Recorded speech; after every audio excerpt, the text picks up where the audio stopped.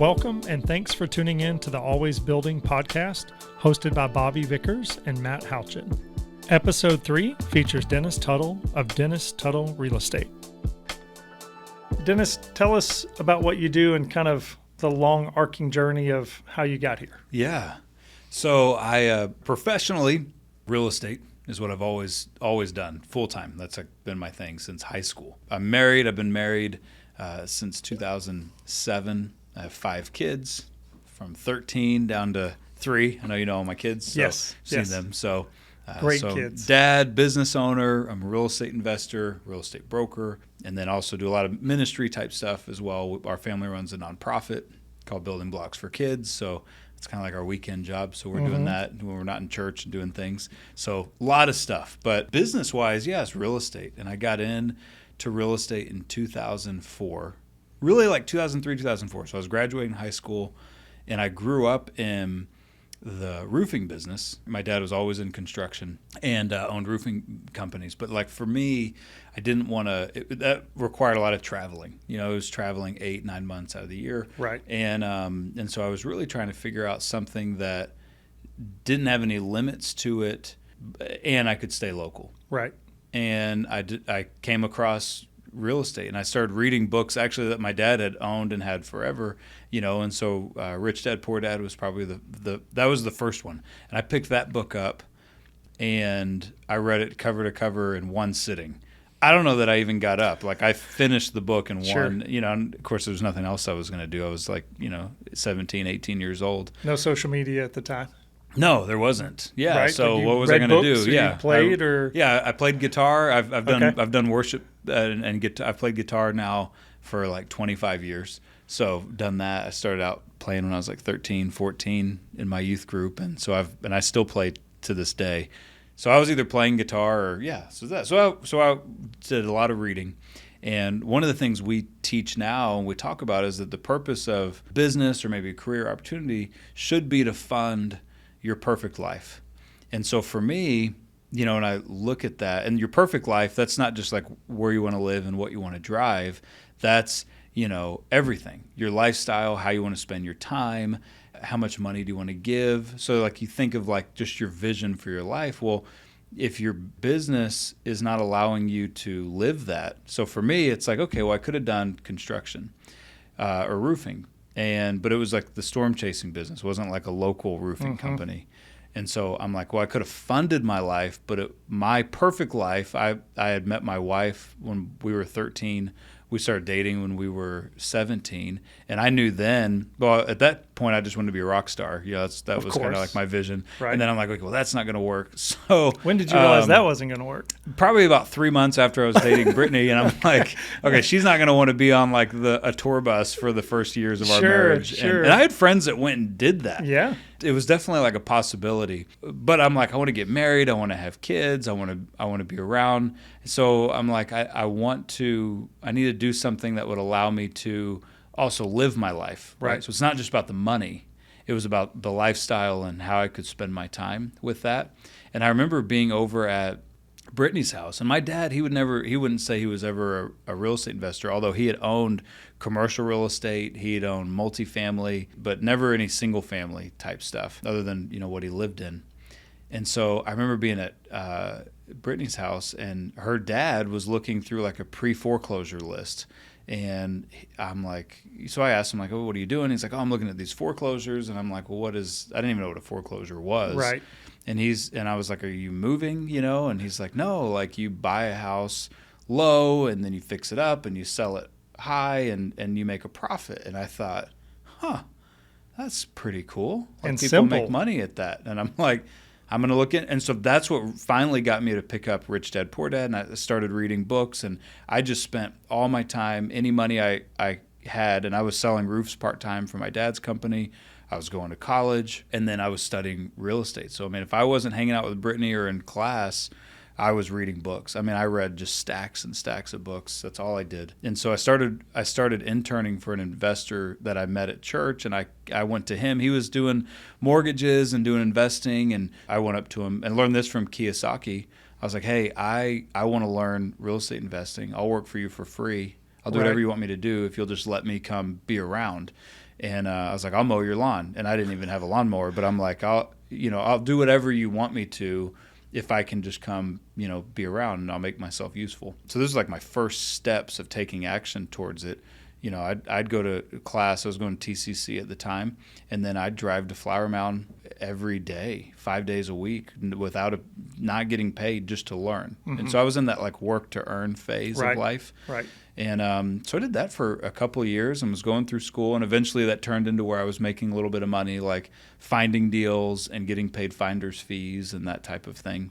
Now, was Zillow around? Zillow couldn't have been around then. So how are you just finding kind of hit those? the market. Okay. Yeah. Okay. So what I did, our church, I played guitar Friday nights at our youth group. That's when our youth group was. I would get done with that around 10 o'clock.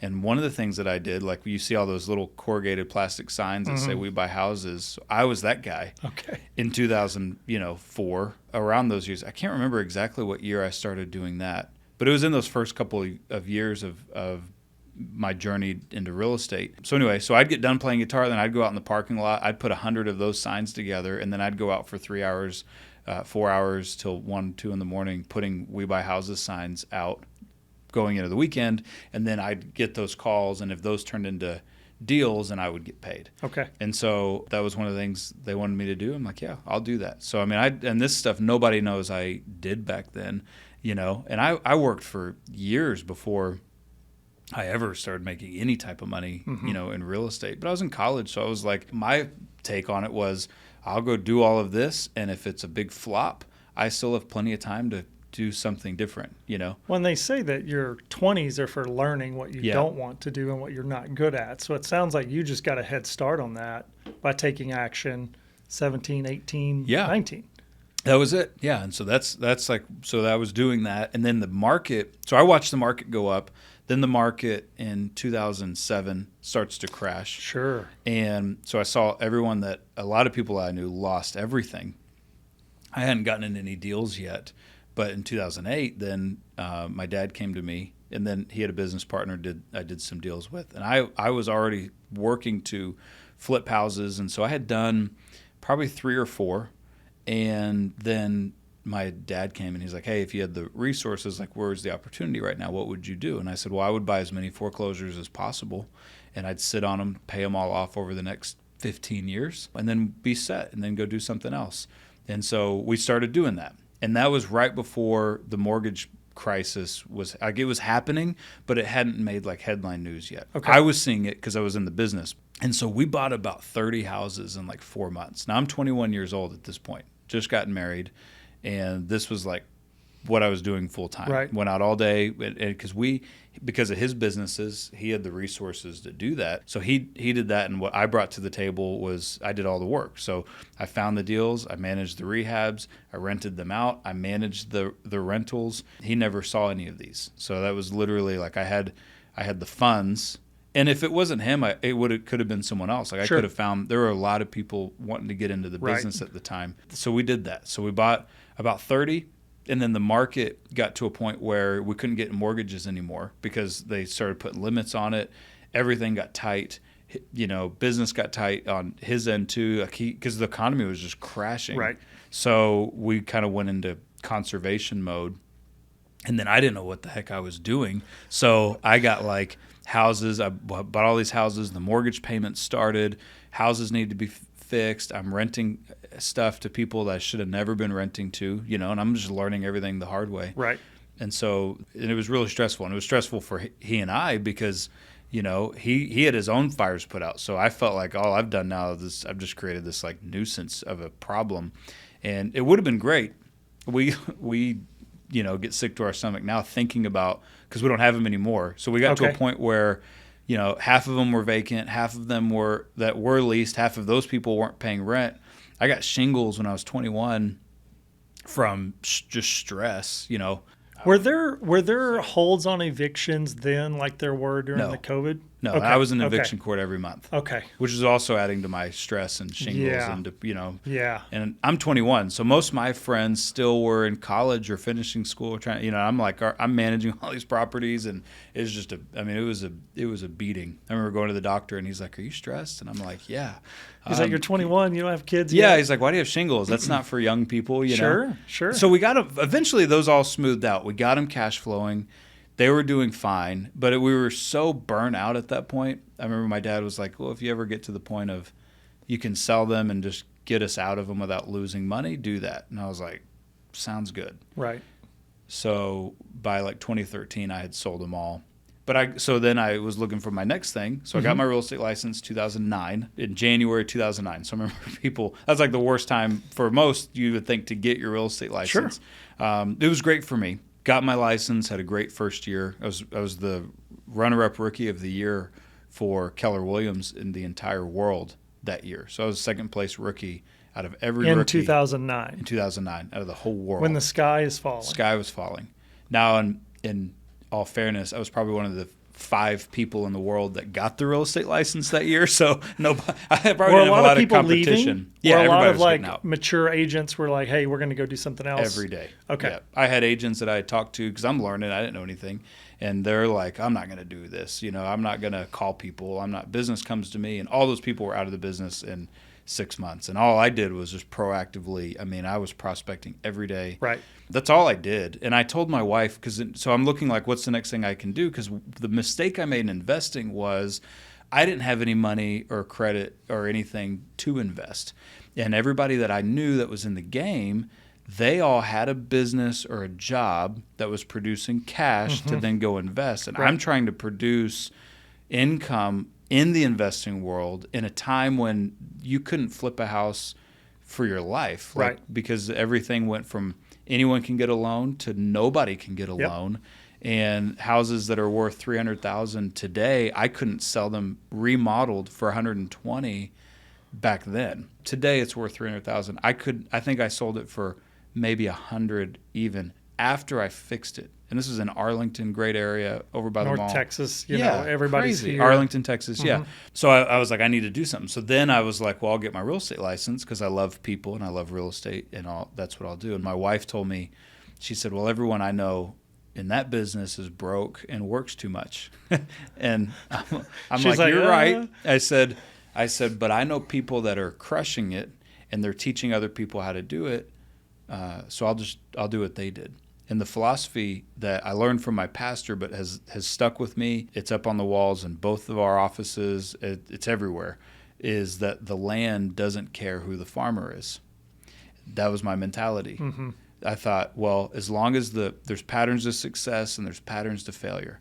So as long as I follow the right pattern of success and I avoid the pattern of failure, I told her, I was like, I can do this. Like if they're teaching me how to do it, I will just do what they did.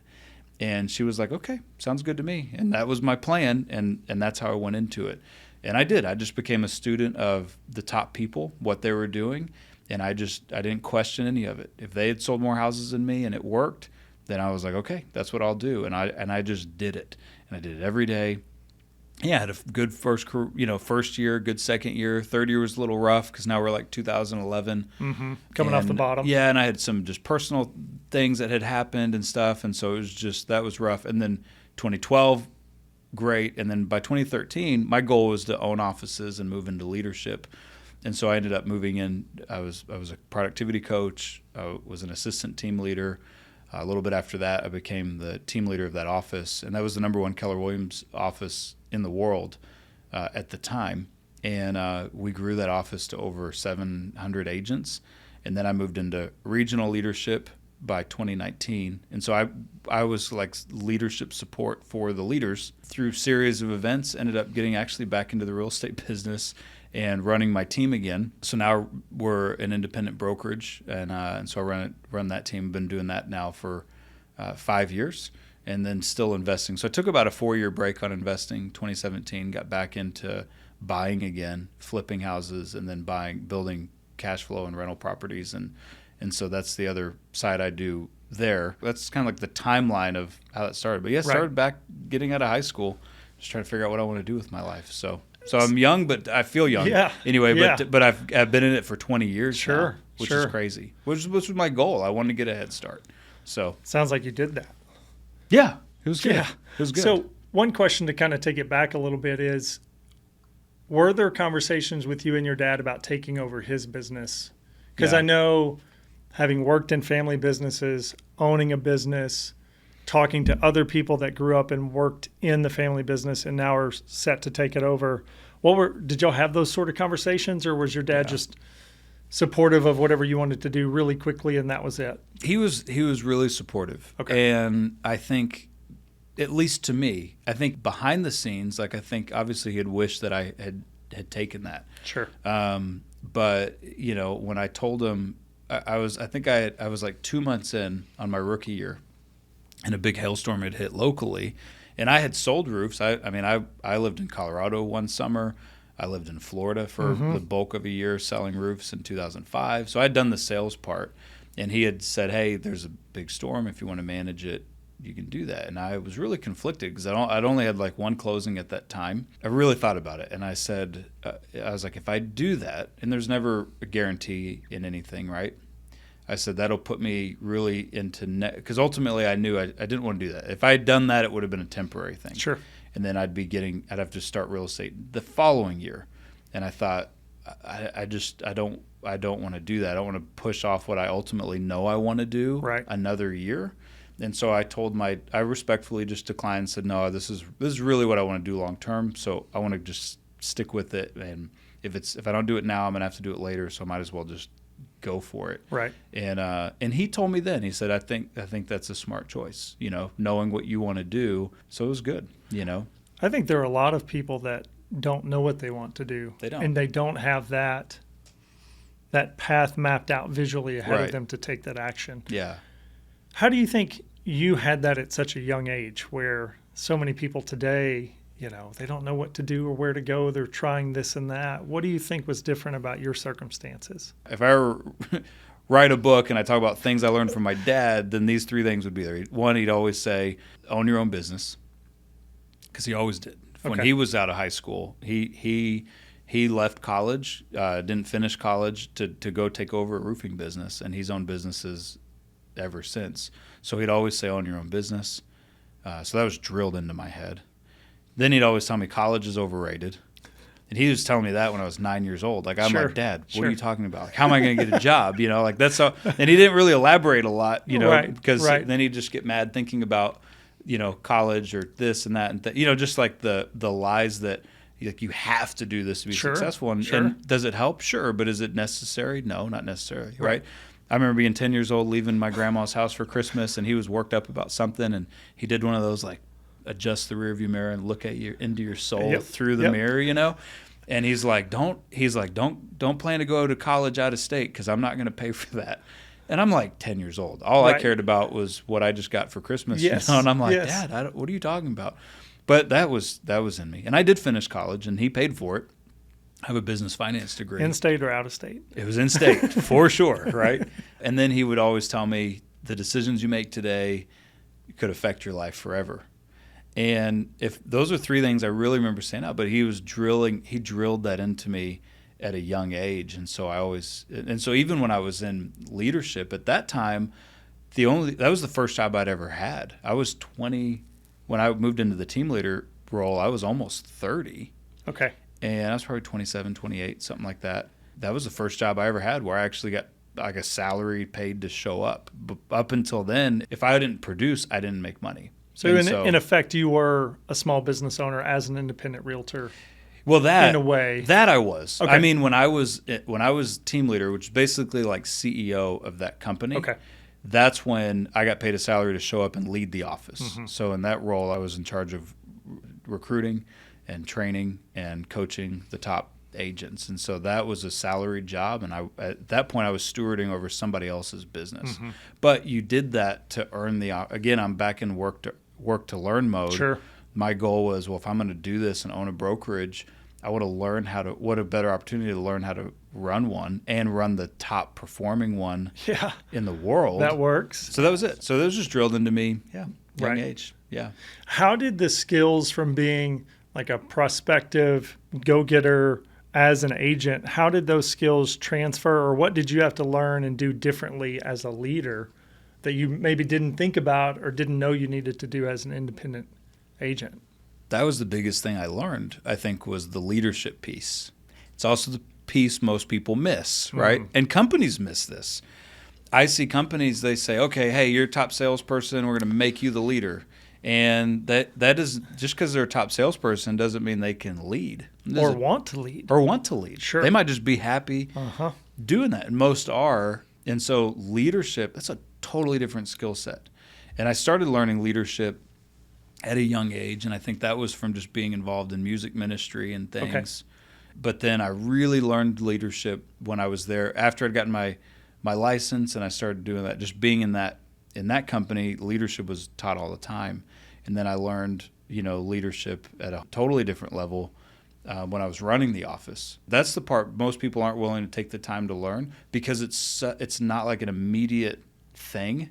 You don't just like learn leadership and then see your income change the next day, right? Sure, it is a far off deal. Okay. I think that was the big difference. To answer your question on that, the biggest thing I had to learn was leadership, people, behavioral styles, how people think, how do you provide value, all of those things. And there's a big, I think we're in this world now, I almost call it like a hustle culture. That's cool if you want to be a producer, but leadership again is just a lot different. I could go be insanely productive on my own, but to me, I want to make an impact, and I've always had that in me to leave a bigger mark on the world than just what I did. Right. I want to see it replicated in other people. There's a quote that says, if you want to go fast, go alone. If you want to go far, go together. And so I've always kind of clung to that. I was telling someone yesterday on the team, we were talking numbers and models and business plans, and he was asking me, well, if that happens, how much do you net? And I said, I honestly could still net more doing this by myself, but then we're not helping other people do it. I said, I'd rather do it with a bunch of people and see a bunch of people win and make the same amount of money than go do it all by myself. But you got to learn leadership for that. Yeah. You seem very much to me like a teacher. Like you enjoy the aspect of sharing what you know and helping other people. Oh, for sure. Now you host remodeling classes. Is that right? Investing classes. Okay, just wealth building. Yeah, okay, so what does a class like that look like? So it started out as one class, and then I'm writing it, and I'm like, this has to be like a series of classes, right? Sure. And so my role when I was in leadership, I taught all the new agent training. So the first couple of years, that's all I did. I taught every day for 2 or 3 years straight, 2 or 3 hours a day. That's all I did was teach. And then I spent the afternoons coaching. So then I'm one-on-one coaching. So that's like all I did. And then when I moved up more, again, teaching and coaching was that's all I did for 6 years. I loved it. And even when I was an agent and I wasn't getting paid to be a leader and in leadership, I taught as well. I taught at least once a week. Okay. And so it was just in me. I love, like you said, I love teaching. So when I was I came back into my team and I sat with my real estate team, because my real estate team ran without me the 6 years I was in leadership. While I was in leadership, I wasn't in production anymore. Wasn't selling houses, wasn't doing appointments, none of that. But you still had your team. Still had the team. Okay. Small, but had the team. And I came back into the team, and then we were kind of looking at what's our thing? Because we don't have a thing. And I said, and we need to come up with some ways to provide value more than we're getting paid to do. What could we do? And I was thinking, what is my one skill set I feel like I have is teaching. I said, well, what if we taught classes for our clients like I used to teach for our agents when I was in leadership? And so I was like, what could we teach that everybody might be interested in? Then we thought wealth building. So I thought, let's teach wealth building through real estate because I have the experience. I like to teach. Let's offer that, and we'll do it for free. And so we've been doing that for 2.5 years. So I sat down to say, okay, well, let's do an intro to investing. Session 2 is what to know before you buy. Then we talk session 3, financing. Then I just taught a rehabbing class on how to rehab. Literally, okay, you bought a property. Now what do I do? What's first? Who's first phone call? First contractor? No kidding. And because that's where half your money is made in the investment part.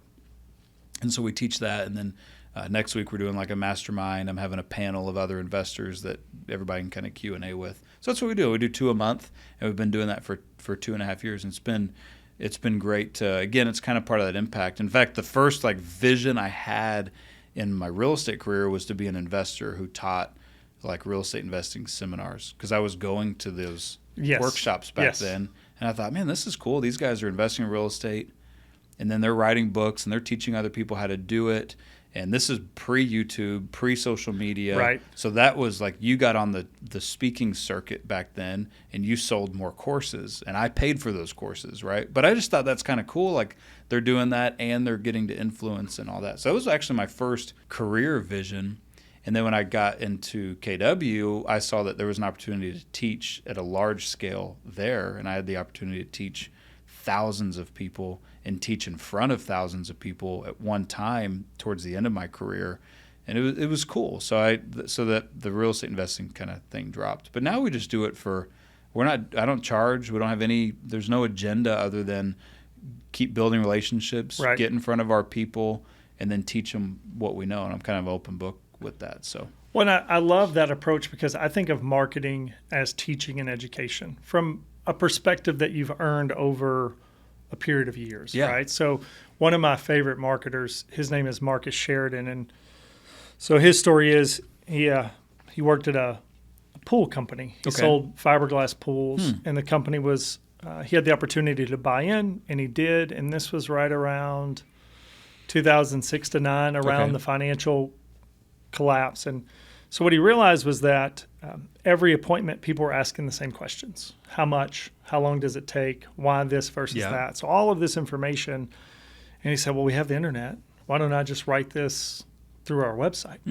So he took, and I love his approach to this. He goes, I'm not a pool guy. Yeah. I'm a guy that likes to educate others. It happens to be about pools, but now he's gone on to be, I think he has 2 New York Times bestsellers. He speaks around the world, but it was because he didn't see his job as selling. He didn't see it as marketing. He saw it as teaching.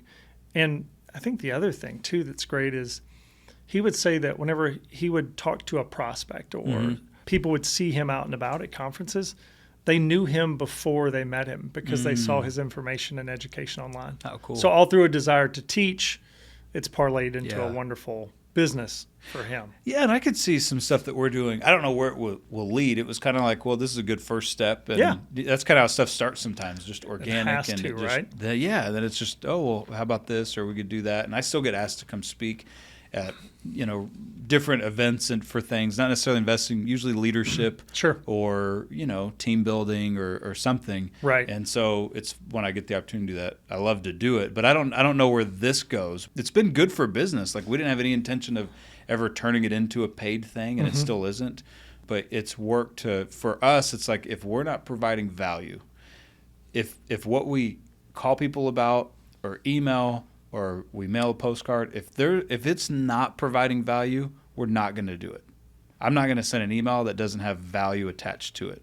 I'm not going to send a postcard. I'm not going to make a phone call. So now most of our phone calls are checking in on people, how you doing, or inviting them to an event or a class or something like that. So when we call, everything we do is we're trying to give something to somebody. Right. It's never I'm calling you to get something from you. Right. And so it's like, hey, we're having a class on investing in real estate and building wealth. Would you be interested in coming? It's going to be next week. So that call is a valuable call, or could be perceived as value, So do you have a marketing leader with your organization that comes to you with ideas and they have to pass like this value check? Like, yep, I see value here, or no, I don't? Or are you the one deciding kind of how you're seen in the marketplace? Right now it's me. Okay. Yeah. Okay. Eventually that our next hire will be that person to help with that. But but we still run it through like kind of that filter of like, okay, how's this going to benefit people? If it's not going to benefit people, or benefit the community,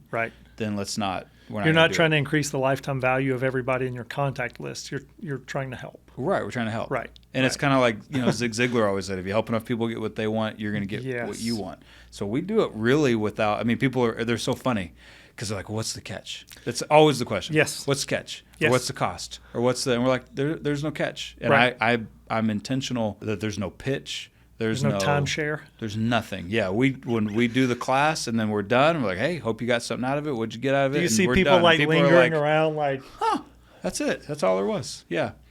But that's our true heart of it. And we know that if we do that, yeah, there's going to be benefits. Right. But it's like, well, what if we don't do that? What if we don't provide value? And in this age, in the industry, if you're not providing value, and we're not, I mean, I'm like, how do we provide more value than we're getting paid for? Like, I want to feel like people underpaid us. Yeah. That's how much value we need to provide. We wanted to do something that would stand out, but also help people. I've got a client, I think she just finished her 4th flip, and it's funny thing. I don't even want the investor business. Right. Like maybe 10% of what we do. You're not trying to go back to 20 managing 30, investment properties. No, I mean, think about like our heart is truly to help teach people how to build wealth. Right.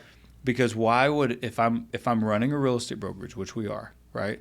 Why would I target the cheapest houses on the market that take the most time? You know what I mean? Yeah. Like, it's really to help people. But we do help people. Like, they want us to help them. We evaluate their deals. We're almost like a consultant with them as we go through that. And the classes actually ended up being a bit of a leverage point for us, because instead of having 20 individual conversations on how to rehab a house, I can teach a class and do it all at one time. That's right. And so 5-10% of the business that we do is investment. Most of it's all retail type stuff. Okay. But I have a client, she's been a client of ours since probably 2009, 2010. She was my first year or two. I helped her and her husband buy their first house. Well, she reached out because she saw the investment classes we were doing, and she came. I think we've helped her with 4 or 5 flips. She's probably made $100,000 in profit the last 2 years just flipping houses. And I'm like, we got to help her do that. She would call me like her mentor. And so it's like, yeah, we made money. She's making money. And we're teaching her a skill set that she could have for the rest of her life. Pass on to her kids, discuss with her network, whatever that looks Absolutely. Like. When you bring somebody onto your team, it sounds like what you're looking for, somebody with a similar mindset for people, for passion, for helping others. How do you evaluate people looking to work in the industry and work for you to make sure that they're a good fit? It's a great question. That's the question most people aren't asking, Bobby. So when I sit down with somebody, one, for us, they have to be full-time because we don't run a brokerage. We're a team with a broker's license. Okay. So in the brokerage world, there's several types, but one is like, okay, I'm the broker. You guys do whatever you want. Hang your license with us, and we're going to provide some value. We run it more like a team where it's like we're all there every day. It's almost like a job in terms of like our structure, because we're not like the do whatever you want. Like, we're all playing the same playbook. Got it. So if someone can't fit into that, we tell them we're just not a fit. So this is basketball, not golf. This is basketball. Team sport. Team sport. Okay. Everybody's in it. Everybody's on this. Like, so we have a set of standards, and part of it's showing up every day. Like, we don't work from home. We meet every morning as a team. We make calls to the customer service piece every day as a team. So you have meetings and you have an office. And we have an office. Okay. We do all this. You're bucking the trends. Oh, yeah. I wouldn't do this without an office. Okay. Yeah. Nope. And this is very common in like building, remodeling, construction, the in-office, the meetings, the touch points. Yep. So we do it every day. Okay. We huddle every day with our leadership team, admin team, and the sales team. Everybody, we huddle. We have a team meeting every week. We do one-on-one coaching, and then they have to live our mission, vision, values, beliefs, perspective. That's the standard. So when I meet with somebody, I have that defined. Here's our mission, our vision. We call it beliefs, but like core values, right? What's important to us, and then our perspective on the industry and our business at any given point. Okay. And I share that with them. And I say, here's our mission. Here's what we show up. And the way we define a mission and vision is the mission is what are we here to accomplish today? Every day when we come to work, when we wake up and we come to do our job, what are we trying to accomplish and how are we going about it? It's really like our standard for how we do things. The vision statement is what does the world look like or our lives if we accomplish our mission? Okay. Does that make sense? Yeah, it does. And so I share that with them. And as I'm sharing that with them, if they lean into it and they're all for it, cool, we might be a fit. If they get squirmish in their seat and they're not really feeling it, I can tell usually like I'm not going to call them and they're not going to call us back. And that's okay, right? Right, it is. So if they're not in alignment with that, okay, then right out of the gate, that's a no-go, okay? And so even if the gal comes to you, and they're like, hey, Dennis, this person, rock star, they'll outsell, they'll outwork. If they don't fit your mission and values, doesn't matter. Doesn't matter. Doesn't matter what you can bring or what you can do. Doesn't matter. Because that's who we are. That's what we're going to do. And so if you came to me and you're looking for an opportunity and you want to go here and we're going here, and I know I can't help you go where you're wanting to go, I don't want you to be here. Right. Because one, that's not – hiring has to be about them. And so if I can't help them get where they want to go, so I'm looking for people that want to go where we're going. And if they want to go where we're going and they're in alignment with how we're doing it, then let's go. Because I know I can sleep at night knowing I'm going to provide them everything they need. Right.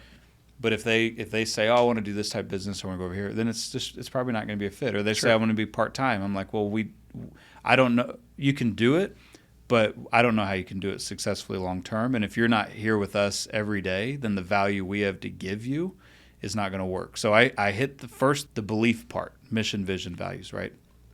And then I talk standards. Here's the standards. This is what we expect if you're going to be on our team. If they can't commit to that, then like let's say they say, well, I want to work from home 3 days a week.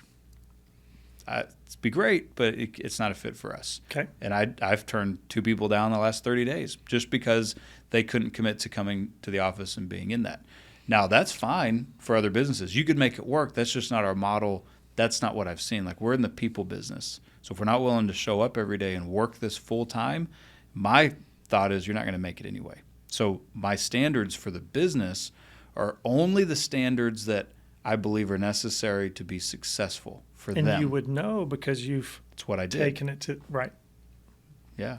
It's exactly what I did to get my career going and be successful and be Rookie of the Year and all of that. It's the same schedule.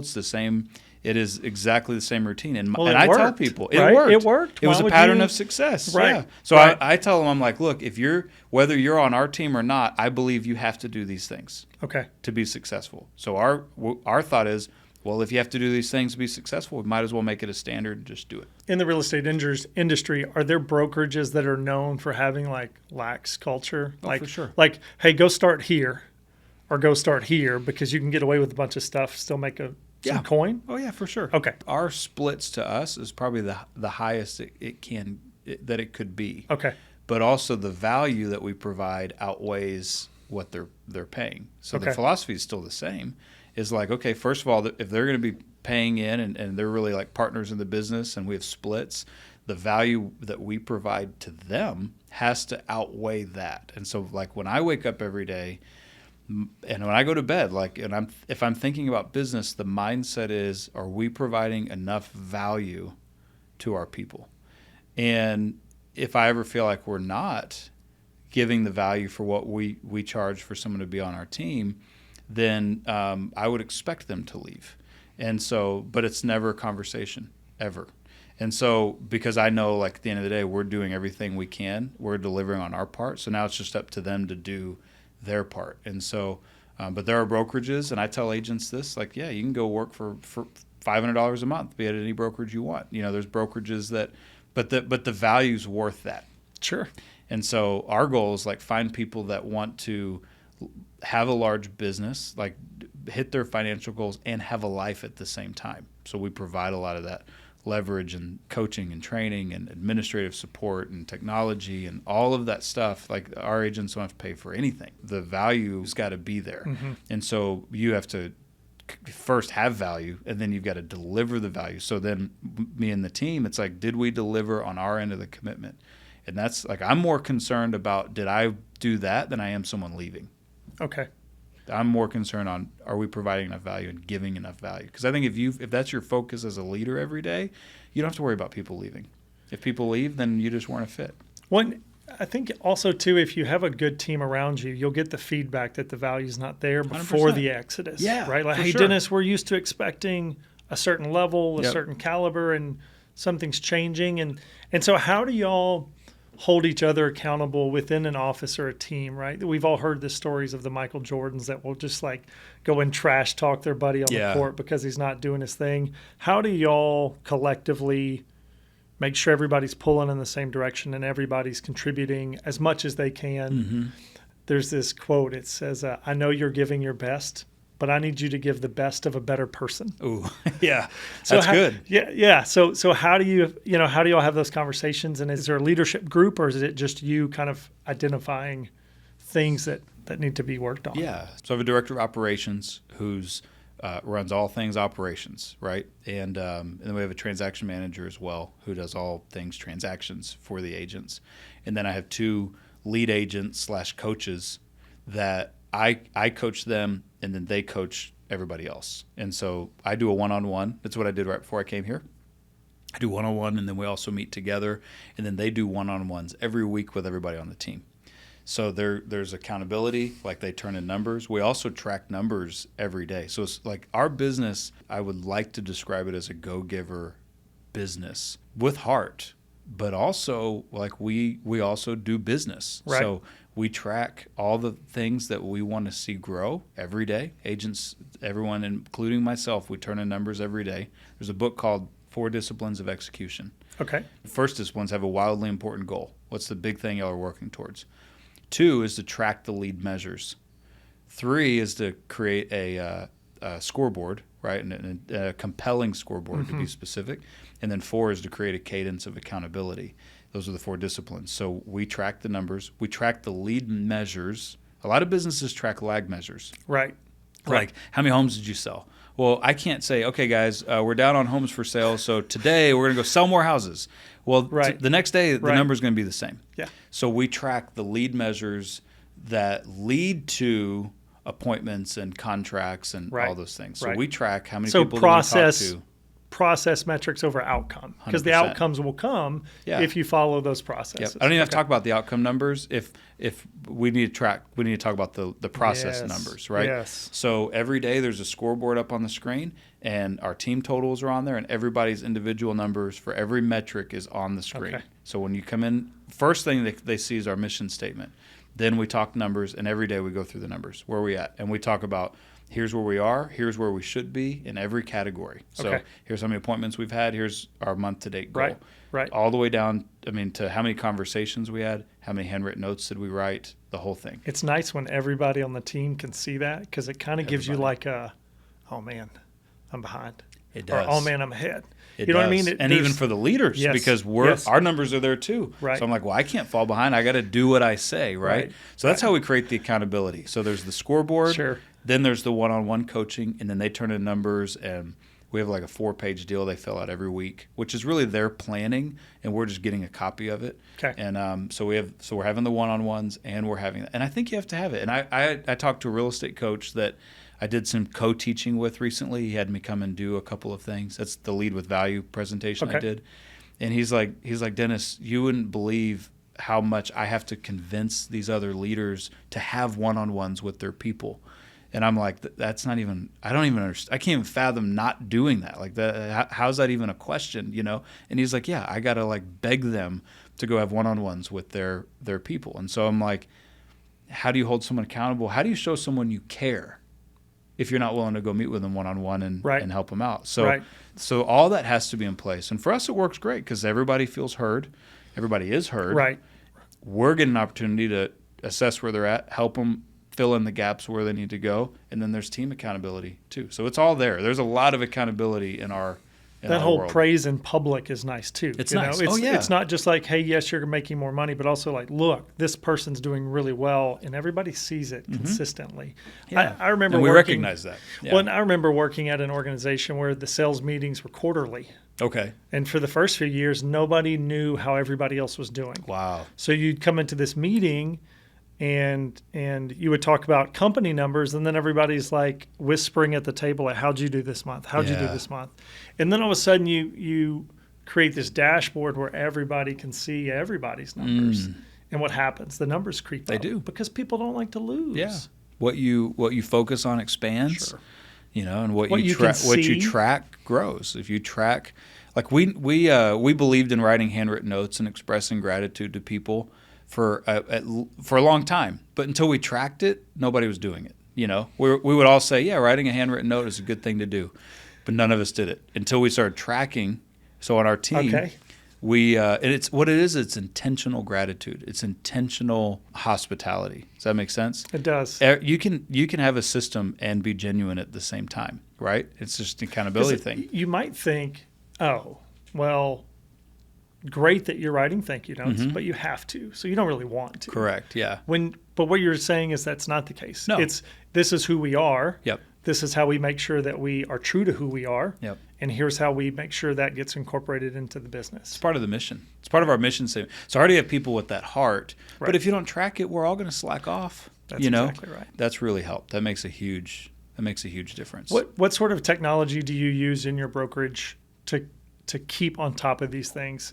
Can I add one more thing? Please. And then we get to that question? Yeah. Just to put a bow on this conversation. The meeting piece with your team and your people. If you think about like a quarterly meeting, if that was all I had, it would stress me out. How long was that meeting? 4 hours. 8 to noon. So that was a long meeting. 8 but to noon. Think about this. Well, half the meeting was food. Okay. Bathroom breaks. So how much of that meeting was actual talking to your people? Not enough. Maybe an hour, 90 minutes. So think about this. The way I always looked at team meetings and leadership meetings and all that. Let's say 2 out of the 4 meetings was actual content. Sure. Actual conversation. That means they have 8 hours a year to direct the entire direction of the company. That's it. So it's like, oh, we have 4 quarterly meetings. But I'm like, hey, you have 8 hours of the whole year to direct and lead your entire group, your entire team. So even me doing like an hour or 2 a week in a team meeting, let's say it's an hour. I'm going to do simple math. Let's say it's 2 hours. I have 100 hours. That's barely 2 weeks. So think about I'm only investing 2 weeks of my time to direct my team and navigate them for an entire year of vision. That's not a lot of time. You know what the conversation around that was, right? Well, if they're here, they're not selling. Yeah, sure. But it's like, well, if you're not leading them, though, right? Right. And they're not inspired, because we all need that, right? Well, and I think but happens, there is that. There's a fine balance. Your meetings have to be valuable. Yeah. The conversation has to be. And I think that's what ended up happening, was that you realize that these meetings are more about them getting together and talking about what they've been up to lately than they are actually productive. Yeah. Because it was just sharing information. There was nothing tracked afterwards. Right. Like, hey, we talked about this. Did we implement it? It took us, 6 or 7 years to even get like a Salesforce system up to where we could see numbers and reporting. Yeah. Otherwise, it was just Excel spreadsheets and screenshots that were being sent out. Right. And so I think that's one thing. I've never spent time in corporate America. Gotcha. That's one thing I wish I would have, because I feel like you get exposure to meeting cadences, to structure, to reporting, and I think that's something that I wish I knew more about, because just in small businesses, it's kind of an afterthought, because you're always chasing kind of the next deal, the next client. And so, but as a leader, you have to have some wherewithal to take a step back and focus on those things, because otherwise you're sending salespeople out into the world that have 8 hours a year of training. Mm-hmm. And whatever I want to do 6, 12 months, 5 years from now, that conversations are like anything I'm thinking about to do 6 months from now, I'm already having conversations about now.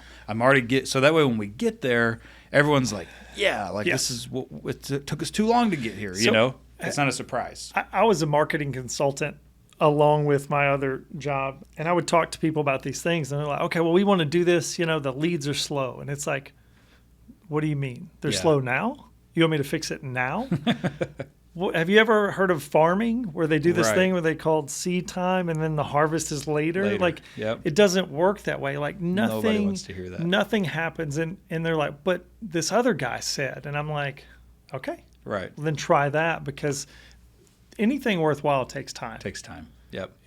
And you got to be planting seeds, whether it's marketing or it's leadership conversations. Sure. I told my team when we were red light on hiring for a while, but I was telling them for a good year that this is where we're going and we're going to start hiring. That way when we got there, they were already warmed up to the idea of it and all on board, and they understood why we were doing it, where it was going, and all of that. So anyway, but I just wanted to add that piece on from a leadership, how you look at your time and how your time with your people. Like even if you did a weekly meeting, you got 52 hours in the year to direct and lead the direction of your company. That's not a lot. That's like maybe a work week. Well, and I was listening to something from John Mackey, the former CEO of Whole Foods, and he said that owning your own business is kind of like parenting. And so think about if you only parent your kids 8 hours a year. Yeah. Right? And so it's funny because I have a training on our schedule next week that I took off because the schedule got tight, right? And I needed jobs done. Yeah. And so I'm like, you know what? We'll move the training out. And having this conversation, I'm going to go change my schedule when I get back. It's hard, though, because I had to do that. I mean, there's sometimes it makes sense, and you got to balance it, right? Sure. Everything is a balance. Because we try to be respectful of everyone's time, too. That's why if we're going to do it, it needs to be really good, right? Yeah. And as a leader, you don't just have a meeting for meeting's sake. But the other day, though, we got a lot of changes in our industry, and then let's talk about the technology you were talking about. Sure. But I thought, I had 2 classes I needed to teach and to our agents, and I kept wanting to push it off, and I'm like, no, we need to have these conversations now. So it was very inconvenient. It was the worst week to do it, and I squeezed it in and just did it anyway because I'm like, it has to happen. Right? You know what, though? I think there's something just from a leadership level to say, if it's easy for us to push this off, we should absolutely do it because everybody else is going to push it off. Yeah. So it's like if you start doing the things that are hard, you get good at doing hard things. That's good. And then all of a sudden those things that were hard, now your team is like, this isn't hard. This is just the way we do business. Right. And then that next thing that's hard, it's not so hard. It's not so hard. Right. You need to make that stuff a habit too. Yeah. Yeah, like making calls every day. Most people, they hate that. But for us, it's just like we feel weird if we don't do it because it's a habit now. Listen, our revenue is correlated to how many times we pick up the phone. So we have an answering service, right? So good. If something comes through and we don't get it, it goes to answering service. Well, what do? They take a message. They don't provide any value. Right? They say, what do you want? When do you want it? What size? What color? Great. There's no value. We're just taking. Yeah. If I get on the phone, I know everything just about right now. Yeah. So I'll tell somebody something that they're waiting a week from another company for in 30 seconds. Wow. So good. I'm always but again, it's a phone call. It is. Who wants to take a phone call? Yeah. And our business is premature, so I take a phone call at 7 p.m. Yeah. I take them on Sundays. Right now. Yeah. I take them on Saturdays. Yep. I don't know what Memorial Day means. Right. Some people have it off. Is that what? Yeah. And so it's just, I think too, being aware of the phase that you're in, and then communicating to the people around you. Hey, wife. Hey, husband. Hey, kids. Oh, for sure. This has to happen because if this doesn't happen, then we don't get to do this other thing. Yeah. And the reason we get to do the other thing is because sometimes I have to step out at dinner. That's right. Yeah. And letting people know, I think understanding the seasons you're in, and communicating that, and realizing there's no balanced life. Thank you. There's not at all. No. Never. No. Personally, business-wise. It should go back and forth. Teeter counterbalance. Yes. Yep. Nothing's ever in perfect balance. If you look at like these ballerinas in the ballet, and they go up on their tippy toes and they look like they're balancing, but if you look inside their shoes, their toes are what's happening is balance is actually counterbalance happening very quickly. Okay. Does that make sense? It does. So nothing in fact, I mean, the way that everything's created, nothing's perfectly still. It looks like it, but I mean, if you looked at the molecules, I mean, they're all jittering, right? So there's it's the ability to counterbalance before you end up in the ditch. I always look at like even personal and business. This was freeing for me because I was thought I was failing because I didn't have a balanced life. And my wife felt like I was failing and because we didn't have a balanced life. Okay. And when I understood this concept and then shared it with her, and then we understood there never is balance.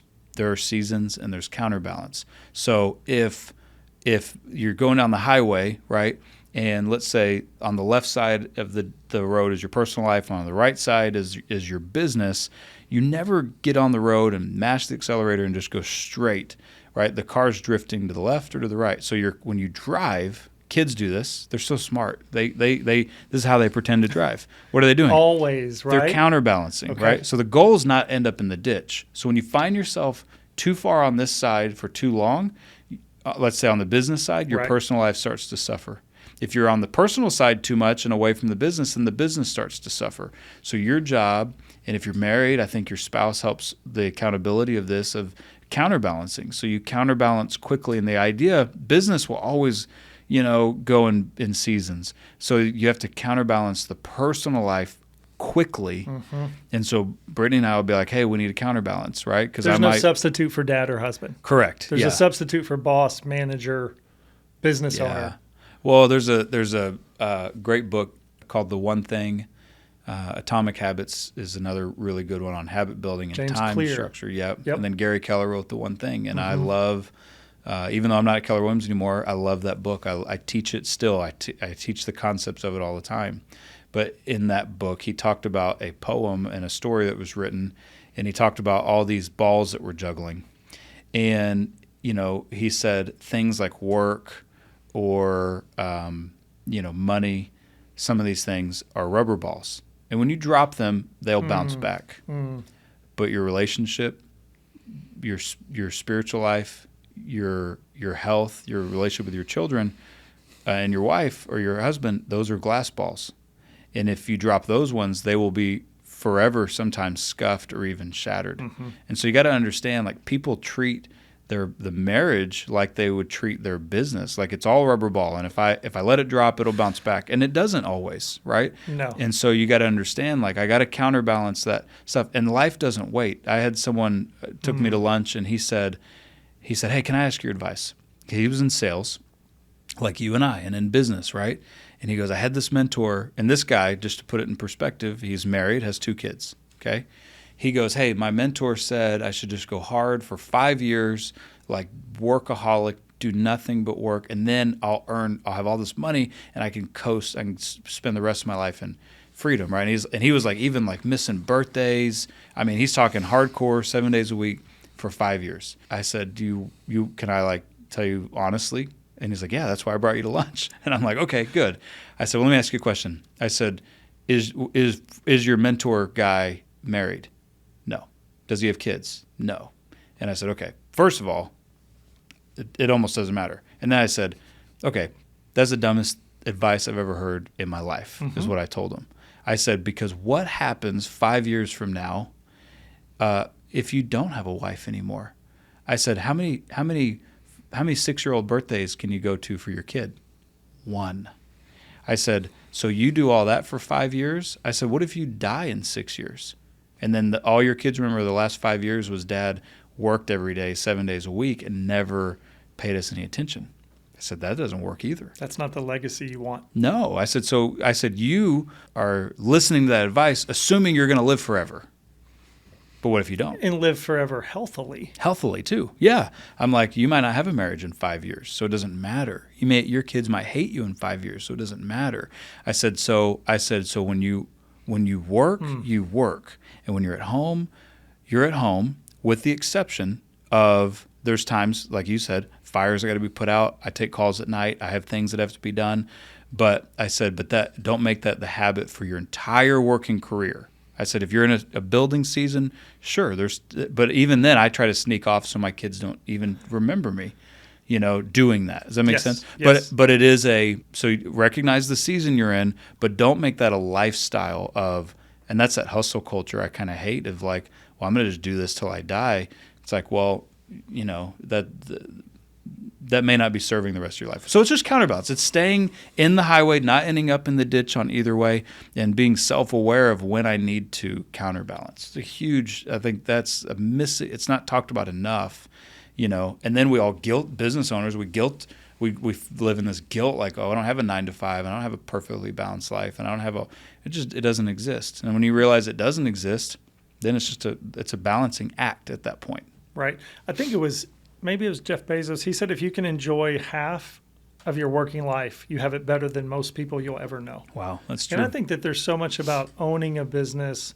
It's so rewarding to see it grow, kind of like being a parent. Yeah. And just seeing it change and evolve and kind of being at the helm. I think that's a reward and it's worth it. But yeah, communicating with your spouse and your family so they know kind of what they're in for in certain stages is key. There's some weeks I'm like, hey, this is going to be a busy week, But then I'll counterbalance. So Yes. then maybe I go in late the next day. Maybe I take an extra day off because I worked 7-10 days straight without a break, you know? And so you learn to recognize. So that way, you know, we always say if you never have a day off, you'll never have a day on. Okay. Nobody wants to work with a burnt out realtor Yeah. or salesperson or, you know what I mean? Like for my family and for my clients, I got to be fresh. I got to make sure I recharge the batteries. Otherwise, I'm not good to anyone. And then your body will force you. You know, you'll get the flu or you'll get something. The red flag will come up, right? And then you're gonna miss a week anyway. You might as well have gone on vacation. I was gonna say refreshed. then you're gonna miss it under the covers drinking Thermaflu, that's not on fun. the beach. Yep, that's right. Well, and you grew up with a dad that worked, and he was in and out of town. So like you probably saw firsthand, like, okay, there are times where he's here more than not here. And so there'd be months that he didn't work at all. Like, you know, there would be in between storms and things, and he still is like that, you know? Right. And so he was really good about that. But when it was like go time, it was 7 days a week type of thing. Yeah. So how big is your team, and what's the makeup of the folks on your team? So there's 10 of us right now. There's 8 of us that sell real estate, myself included. So I run the team leader, also in production, but not as much. And then 7 agents right now. We have director of operations full-time who used to do everything, transaction management and all that. So then we hired transaction manager, and then we have a VA in the Philippines who's full-time. Okay. And then we have 2 what we call listing assistants who help with like running signs and lock boxes and houses. And I was spending 30 hours a month doing that when I was the only listing agent. And so we hired someone that does all of that. So once I go on a listing appointment, for example, I don't have to go back. You know, they're taking the sign, the lockbox, picking them up, doing all of that. And so we have someone, and anything that we need delivered. We have a lot of touches through the customer experience, and some of that physically needs to be taken somewhere. So we have someone that we can, you know, call on a dime and they can go and do that. And so that's the team. And then we're growing right now. We're probably, the goal's 15 to 20 on the sales side by the end of the year. Maybe even sooner than that. Quick math, that's more than a doubling. A doubling. Okay. Yeah, so that's, which is like we've hired 5 people since the beginning of the year. So we were on like a 1 a month pace. Okay. And now we're kicking it up to 2. But like we hired on the admin side first in preparation for the sales side. No quicker way to lose a good salesperson than to have no admin support. No support. Right. And that's, most people do it opposite. They hire a bunch of salespeople, then they hire the admin support. And really your admin support is your biggest value proposition, one of them, to the sales team. Yes. So we hired based on where we knew we were going to go. Like it wasn't a theory. We knew like if we do this, this, and this, we will get there. Right. But we need to, I don't want the customer service level to drop because we're focused on growth. Because at this point now, it's just scaling, you know, the systems that we have. So that's the size of the team. Right. And so we're hiring right now. So we're looking for people, but on the sales side. Do you have any preconceived notions about whether you want somebody new to selling real estate, someone that's experienced selling real estate, but not from certain places? That's a good question. Yeah, so we've really gotten a lot more clarity on that later. Okay. So ideally not brand new, unless we like maybe have a personal relationship with them and we feel like they're going to get with it pretty quick. And we're not looking for like the biggest producers either. Sure. Right? Someone that already has admin or has their own brand or has their own marketing stuff. I mean, we're looking for that in-between agent. Okay. The one that is probably making a decent living, but also has no life. So someone that wants to learn, you know, the full spectrum of this business. And we had to look at like, okay, well, what's our niche? Like, what can we help someone do? Right. Well, a lot of people, they do everything. So we need someone, we're looking for agents that they're productive. Obviously, all the things we talked about earlier, they're in alignment with us as a company, but they don't have any marketing. They don't have any leverage. They don't have anybody. They have no support, no accountability, no coaching, none of that. Right. So that's the agent really that we're looking for. So they're probably that someone's selling between 1 to 3 houses a month that wants to go sell 4, 5, 6, 7 houses a month. And we can help them get there. Have a life. And have a life, which is huge. That's there's agents that would come to us and say, even if I made the same amount of money net, but I could do it and have a life and actually go on vacation and actually have a weekend, then that would be amazing. And that's what we're trying to do. So if the new person doesn't know what they want yet, the person's been in it for a long time, they already have the leverage. So like that middle of the road person right there. How do most of your agents find you? Are you prospecting or putting ads up, or are you putting out feelers and referrals, or with 20 years in the business, do you just have the network? People know you're hiring and they reach out. Part of it's the network, really word of mouth. Like 2 of the agents on the team came from just word of mouth from one of the agents on my team, so that's how you know you're doing something right. Yeah, they were bringing in people, right? Yeah. And so there's that, and then our events, we get people because we do make some of them public, right? And so I have a recruiting appointment tomorrow on Friday, who just came to one of our investment classes, saw that we were doing it on Facebook, on social media. We put it out there. Hey, we have some extra seats, so we reserve it for clients first, but then we'll throw it out there, and then we put them on Eventbrite. Some of them are public. Most of them are private, but some of them are public. And so there'll be people looking for real estate, anything. Right. And they'll come and they happen to have a license, and then they come into our world and they see what we do, and they're like, how do I join this? Right. And so then we set up an appointment. And then I'm working to do some training that would be specific to agents. So most of ours, I will recruit around coaching and training in terms of inviting them. So we're going to give them something first. Right. So it's like, hey, we're having a training. I'll probably do another one next month. We did one called How to Thrive When the Economy Dives. I might change it to How to Thrive When the Market Dives, and then open it up to anybody who wants to come. And we'll just see who comes in, and maybe, we hit it off with, and they're like, man, I need more of this. Right. I'm like, hey, well, let's have a conversation. So that's it. So it's pretty organic. When I was running that office, I had to recruit 20 people a month to break even on our growth numbers. Okay. That was a break-even number. Yeah, so you're spending a lot of time. I was doing two appointments a day. Right. 40 a month was the standard, and we had to do 80 to keep up, and that was doing career nights with 50 people at a time, and then I was doing one-on-one appointments, and I was doing group. I spent a lot of time recruiting. Right. So, there was a year, I think our gross recruiting number was it was 300 or more in 1 year, and that was my job. So now I'm like, I tell my coach, need 10. I need 2 a month. Yeah. I need 1 a month. And once we get to that point of like 15 to 20, then we'll just maintain where we are, and then we'll look at going to another location. I don't think we need more than that in one spot. Right. In terms of, and also how many people can we actually add that much value to? Now, is that linear where when you double agents, top line revenue is just going to double? Is that pretty much the way the math works there? Pretty much. Because you already have the support system in place.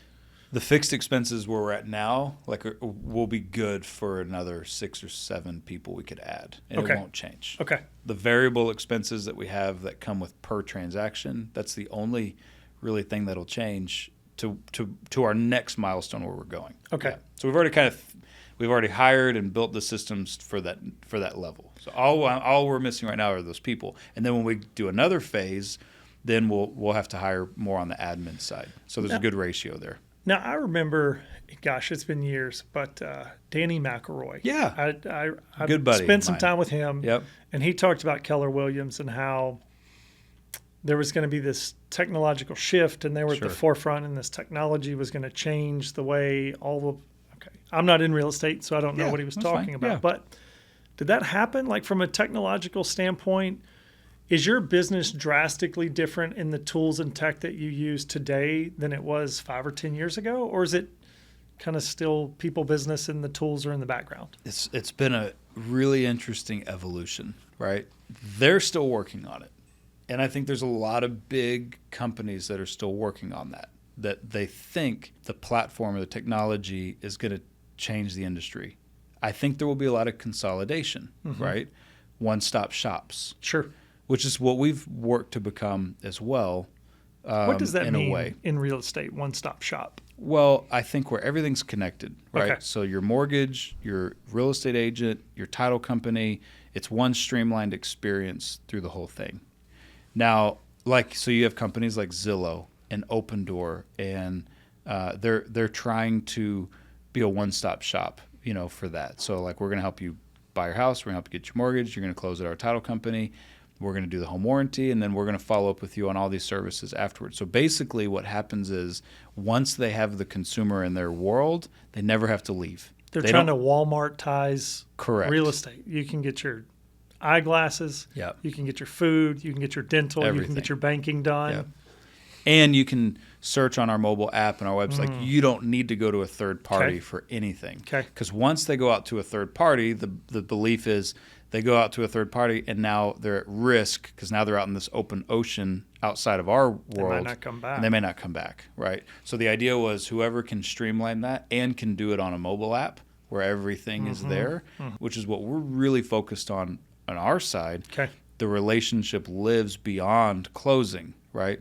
For most real estate agents, and I'd say businesses in general, once the transaction closes, the relationship's done. I haven't seen or heard from my realtor since we bought our house. Right. So I think she retired, though. She's okay. Sweet well, lady, wonderful lady. Fair enough. When we do classes, we're in front of 40 to 50 clients every month, face-to-face. People that we haven't sold houses to in 10 years. Some people we sold houses to a month ago. Yeah, they still show up, and we're still calling them. We're still inviting them to events. We're still sending them. We do what's called an annual real estate review. Okay. So we put a booklet together, and it is a market analysis of their home. We do it every year proactively. Okay. So they don't have to go to Zillow to see what's my house worth. I'm going to tell you every year, here's what your house is worth. Here's what's happening in the neighborhood. And every year, you're going to have a stack. It's just going to keep growing from us. So we're punching out.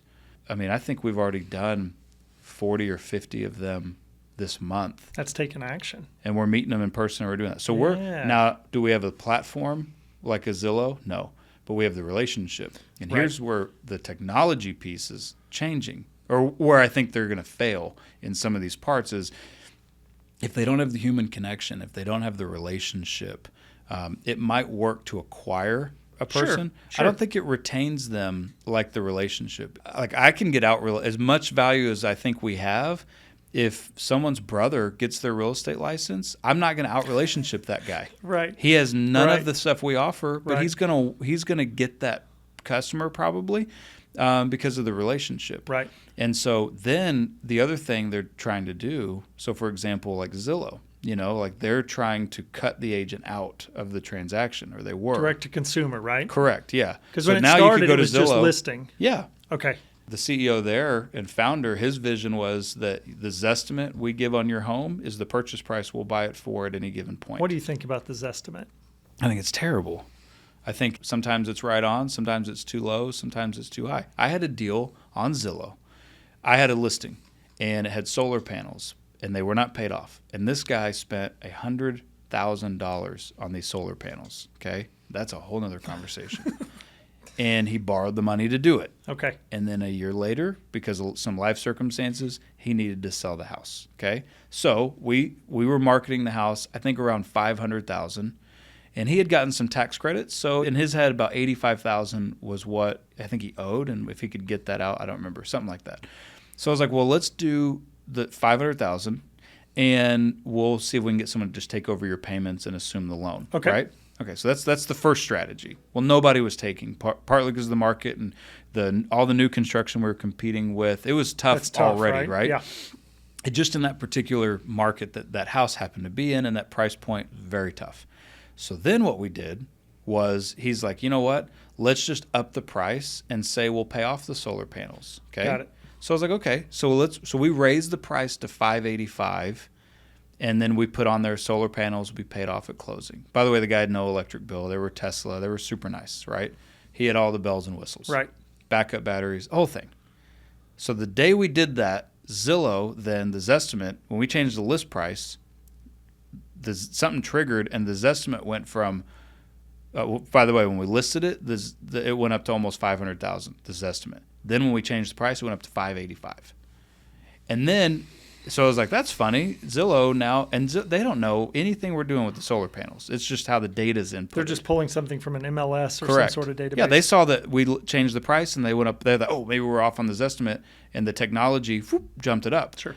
Then we're like, well, that's not working, so we need to sell the house. So we ended up selling the house for $500,000, and paying off the solar panels. And he just took a huge hit. Right. Sometimes life circumstances, you had to go. Right. So we dropped the price to $500,000, and the next day the Zestimate went back to $500,000. Okay.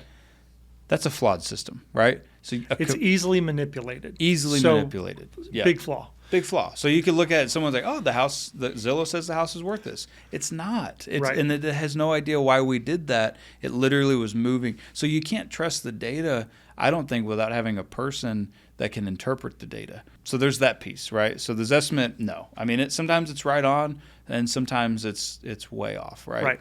Right. I'm going to make a confession here. Have you ever heard of a piece of software called House Canary? I have. Uh-huh. So House Canary, it would forecast out the value of your home into the future. Okay. And I don't remember what it was, but we sold a house in, let's say 2015, because I don't remember the exact year. Mm-hmm. And my real estate agent didn't know that I did this, but I took a House Canary report for our house, shoved it in the middle of all of her folders that she had. And so it showed the value of the home was going to keep going up, up, up, up, up. Okay. So at the time we sold our house in Arlington Heights, it was for the most amount per square foot a home had ever sold. Wow. Congrats. Well, it wasn't me. Part of it was they bought it thinking, oh, this is a good value, because a couple of years from now, this thing's supposed to go from, I think we sold for $310 to $340, $345. We did the same thing with another property in Arlington Heights, House Canary, sold it again for the highest price per square foot. To a couple from Chicago. And, when people move from Chicago, New York, LA, the money in Texas is different. It is, totally. Yeah. People will sell a condo, make $800,000 or $900,000 in Chicago, come down here and get 3,000-4,000 square feet in the backyard for $500,000, and it's a deal. Oh, yeah. But yes, data manipulation, Zillow, Zestimates. When they lost House Canary. Zillow went into the home buying business, and they bought homes. They ended up selling 2/3 of their inventory to a hedge fund and lost a ton of money. It came out, and they shut that whole thing down. They said, we're not doing that. And we were all kind of concerned because, like, oh, my gosh, like now they're buying out. Like, you don't even need a realtor. Just go to them. And they were paying ridiculous. We had clients, we told them, we cannot sell your house for what they're offering. Like, you need to just sell it to them. So they were so competitive. They were over the market. They were way over market. And it was like, well, if they're dumb enough to pay that, sell it to them. You have to take it. Yeah. Right. So we lost listing opportunities from that. But, Zillow was doing that. It's short term, though. Yeah. Because then what happened? So then they shut that whole thing down. They lose hundreds of millions of dollars. And Spencer Raskoff gets on the investor call and says, valuing homes is harder than we gave it credit to. And I'm like, well, yeah, we know that. Like, we knew that, but like he even admitted, like, it's not as simple as we thought. So they're using all their stuff to value what they could buy houses for, and their data was off so much they lost hundreds of millions of dollars. So that's why you wouldn't trust it, right? And so, and selling a house is one thing, but getting that thing to the closing table, when you're dealing with people and emotions. And people aren't all invested in their houses, Dennis. Oh my gosh! Nobody remembers their kids growing up in the house. Right? Yeah. See, I mean, there's a song out right now. I think it's by Cody Johnson called "Dirt Cheap." Okay. Where these people come to buy his home, and he's a farmer, and he's like, the subdivision's going to go right here, and he goes, "No, I don't think so. My daughter swung on this tree swing. Oh wow! My wife is buried over there." Right? Like it's emotional. Sentimental. Yeah. And then people, like you might be dealing with a $1 million transaction or a $500,000 house or whatever it is, and then people get bent out of shape over $100 and it's like, okay, well, did we go into this to win a battle over $100, or did we go over this so you can move to be closer to your family and spend more time with your mom? And so our job a lot of times is reminding people why they got into this, and see if you just transactionalize it, it's not gonna work, right? It'll work for some people, but it's gonna be a really bad process, I think, and it's not, So our goal is kind of do the exact opposite of that. Well, and it's what is it? The Airbnb guys, right? Do the things that don't scale. Yeah. Especially when you're building or you're early. We do this thing where we try to record a video explaining a bid when we send it. That's good. Because otherwise, it's just like, hey, there's a person on the other end of the phone or the email. They're selling me something that I asked for, but I don't know them. So it's really easy to disregard whatever they're saying. So you take a quick video, you send it over, and typically it helps. Yeah. You know? So we use tech. We use it. We use it in ways that would allow us to connect with people better and have a better relationship with people. Right. You know? And that's where it's not to replace, it's to enhance kind of what we're doing. Like a video like you're doing there is enhancing the conversation and really teeing you up for when that phone call does happen, you know, to follow up. Right. Now, and you just saved yourself a lot of time because you've already set them up with expectations. Yeah, it's wonderful. Right. So we use tech. You know, I just closed the deal. I mean, both clients went so well. I mean, they're crying at the closing table emotionally because of just some of the things we did for them and how we helped them and all that stuff. I met them through Google SEO. Like they found me through Google, came into our website. I converted the lead, met with them. 6 months later, they finally were ready to sell. We sold their home. But the reviews I got from both of them on Google was just like mind-blowing. Like I couldn't have – it was just crazy how good their feedback was. But we met them through technology, but we didn't treat them like a transaction the whole time. And that's a big deal. I think it's like use technology, but don't use it to – it's never going to replace the relationship. Right. That's the thing people have to remember. People want to just hit an easy button. When I was my rookie year, you know, I remember Gary Keller saying, because I went to the big national convention 2 weeks into the business, hadn't even had a closing yet. And because of the market was so bad, I remember I was so excited to hear Gary Keller because I'd read his books. And he comes out and the first words I ever heard him say were, "It's going to be okay." And I'm sitting there like, it better be. Like I just flew to Orlando and spent all this money. Like I just got into this industry. Right. But he proceeded the rest of the time to talk about how to win in a market where everybody, you know, he said, if you aren't prospecting and making connections with people 3 to 4 hours a day, 5 to 6 days a week, he said, get out of the business now. And so I just took that as my marching orders. So I came back in town. Right. That's what I started doing. And I was on the phones and I was connecting with people. Not all cold calling. I did that to supplement the lack of relationships I had. Especially early. But then I'd spend time calling and checking in with my people and talking to people in my database and my sphere. And I did it every day, 5 days a week, sometimes 6 days a week for 3 hours a day, uninterrupted. Wouldn't skip a day. And people would come to me because I started, you know, getting listings and getting buyers and closing business and winning awards. And these agents would come to me and be like, "Hey, Dennis, hey, what are you doing? What's the shortcut? What's the hack?" And I'd be like, "I'm doing," and everybody was taught the same thing I was taught. Right. So I would be like, "I'm doing 3 hours a day." And they'd be like, "Oh," you know, and they'd walk off, roll their eyes. Because what they wanted me to say was, go to this website, pay this amount of money, and the more money you pay, the more leads you get, and you'll close. And they were looking for that easy button. Outsource it. Yeah. And I was like, there is no easy button. I said, and even if you gather clients through technology, right? If you're not keeping them, if you're not creating a customer for life, then you're gonna have to do that over and over and over and over. And I'm to a point now I don't have to cold call. I haven't cold called in 2 years. Everybody I've worked with personally were people I already worked with, past clients, people that keep coming back, and only like the stat is like 12% of people reuse their agent again. For such a big transaction. But when they close the transaction, almost like 80-something% of people say they definitely or probably would reuse their agent again. So what happens? They lose touch. Sure. They lose touch, or maybe the agent gets out of the business. Someone moves. Retires or something. But I would say, how do you go from 85% people surveyed say, I definitely or probably would use my agent again, to only 12% did? And I think it's like you said, they never heard from the agent again. They lost touch. They lost relationships. So that's why we're constantly like, well, how can we continue to provide value beyond the transaction after, and also do such a good job? I just listened to the book, The Thank You Economy by Gary Vaynerchuk. And it was the first book I've ever read of his. I've seen a lot of his shorts and reels and stuff, you know. And it was obvious about social media, which is funny hearing a book about social media written in 2009, and he's talking about how it's going to change the world.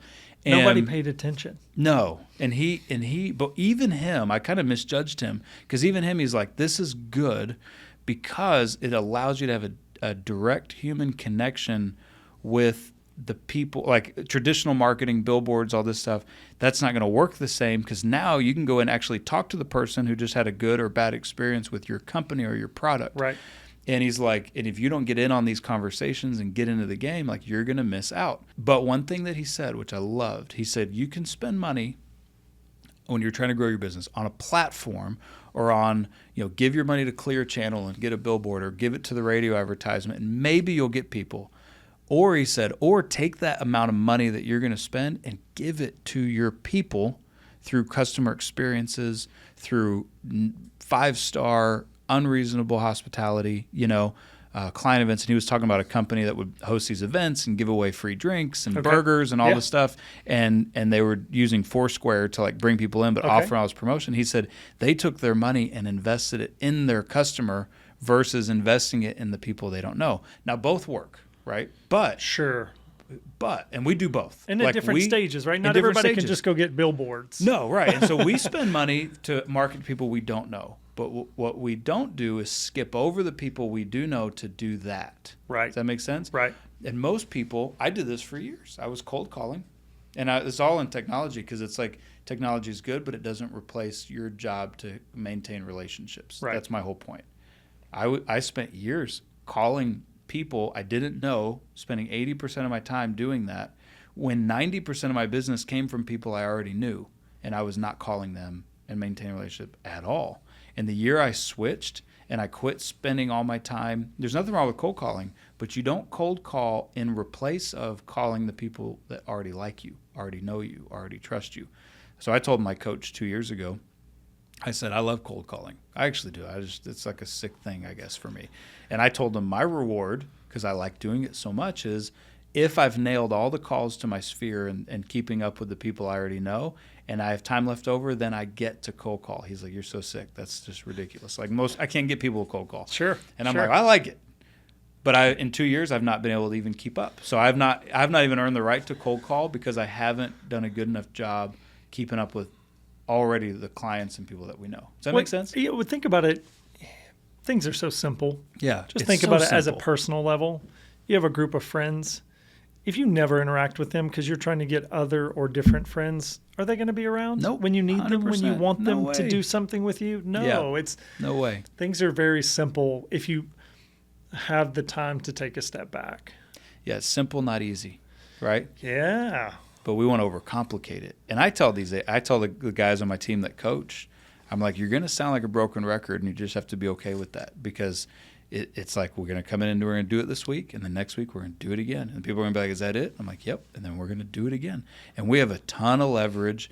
We use technology to make our job easier, make it easier for the client. Right. But again, nothing's going to replace the relationship. Like, you have to have, in business, you have to have the relationships. Like we were talking about before we started recording, right?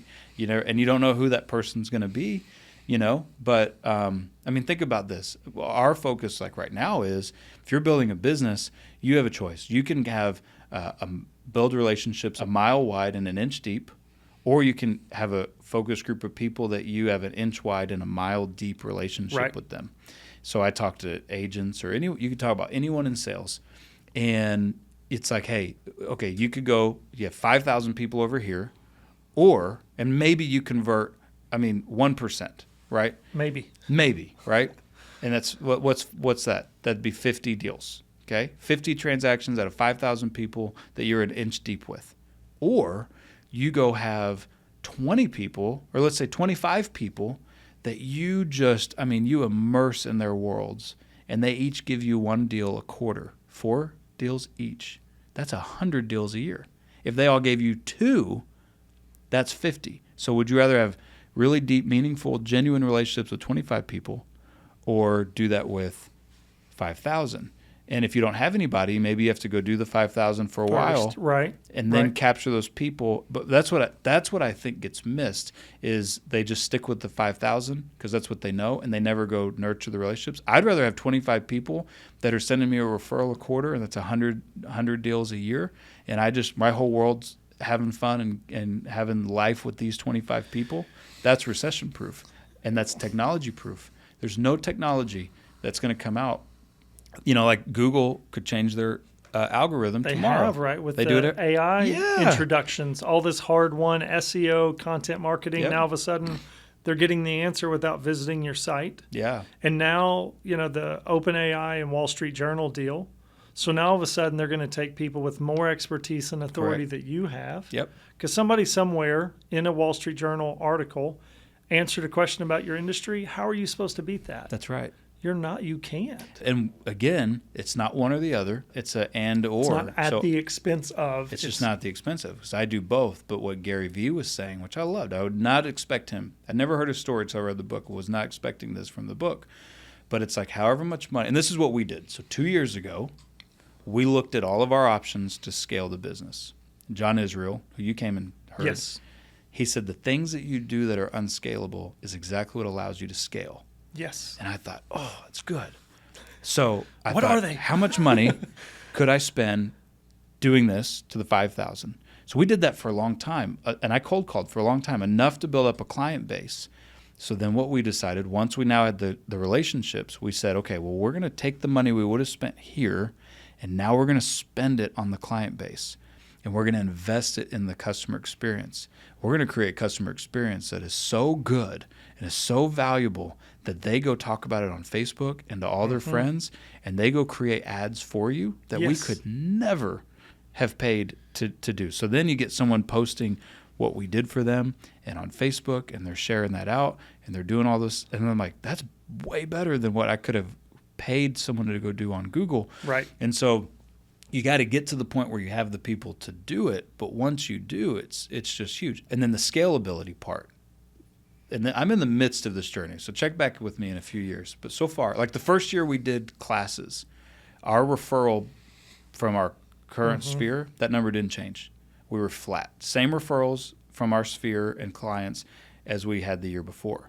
But year 2. So you quit though, right? Because it didn't work quickly enough. No, see, that's why I wanted to, because I thought because everybody else would. Yeah, but year 2, our referrals from our sphere and past clients, so not repeat business. That number stayed the same, so it was good. So we maintained the repeat business, did as much repeat business as we did the year before, but the referrals that came out of that group went up 110% in year 2. We doubled it, and this year, it's probably even crazier. So then I thought, and that's of a bigger number.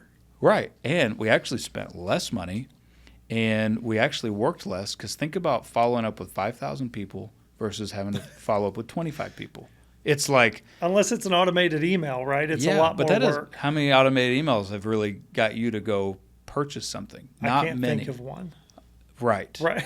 Unless you already bought something from them and they were throwing out a sale, but that's only lasts for so long. I have started doing this. I'll go to buy something, and I'll fill it out halfway, and then I'll wait. Yeah, because then they give you the deal, right? Yeah, so I'm going to a conference next week in Arizona. I went to go sign up for it. It was $8.99. I didn't finish it. Checked my email earlier today. I got a $300 off coupon. There you go. See? Yeah. Technology, I always go check right? the email. Like, it's like you want to be there when people are ready. So that's okay, right? Yeah. So you do the emails so that when they are ready, they're like, oh, there I was.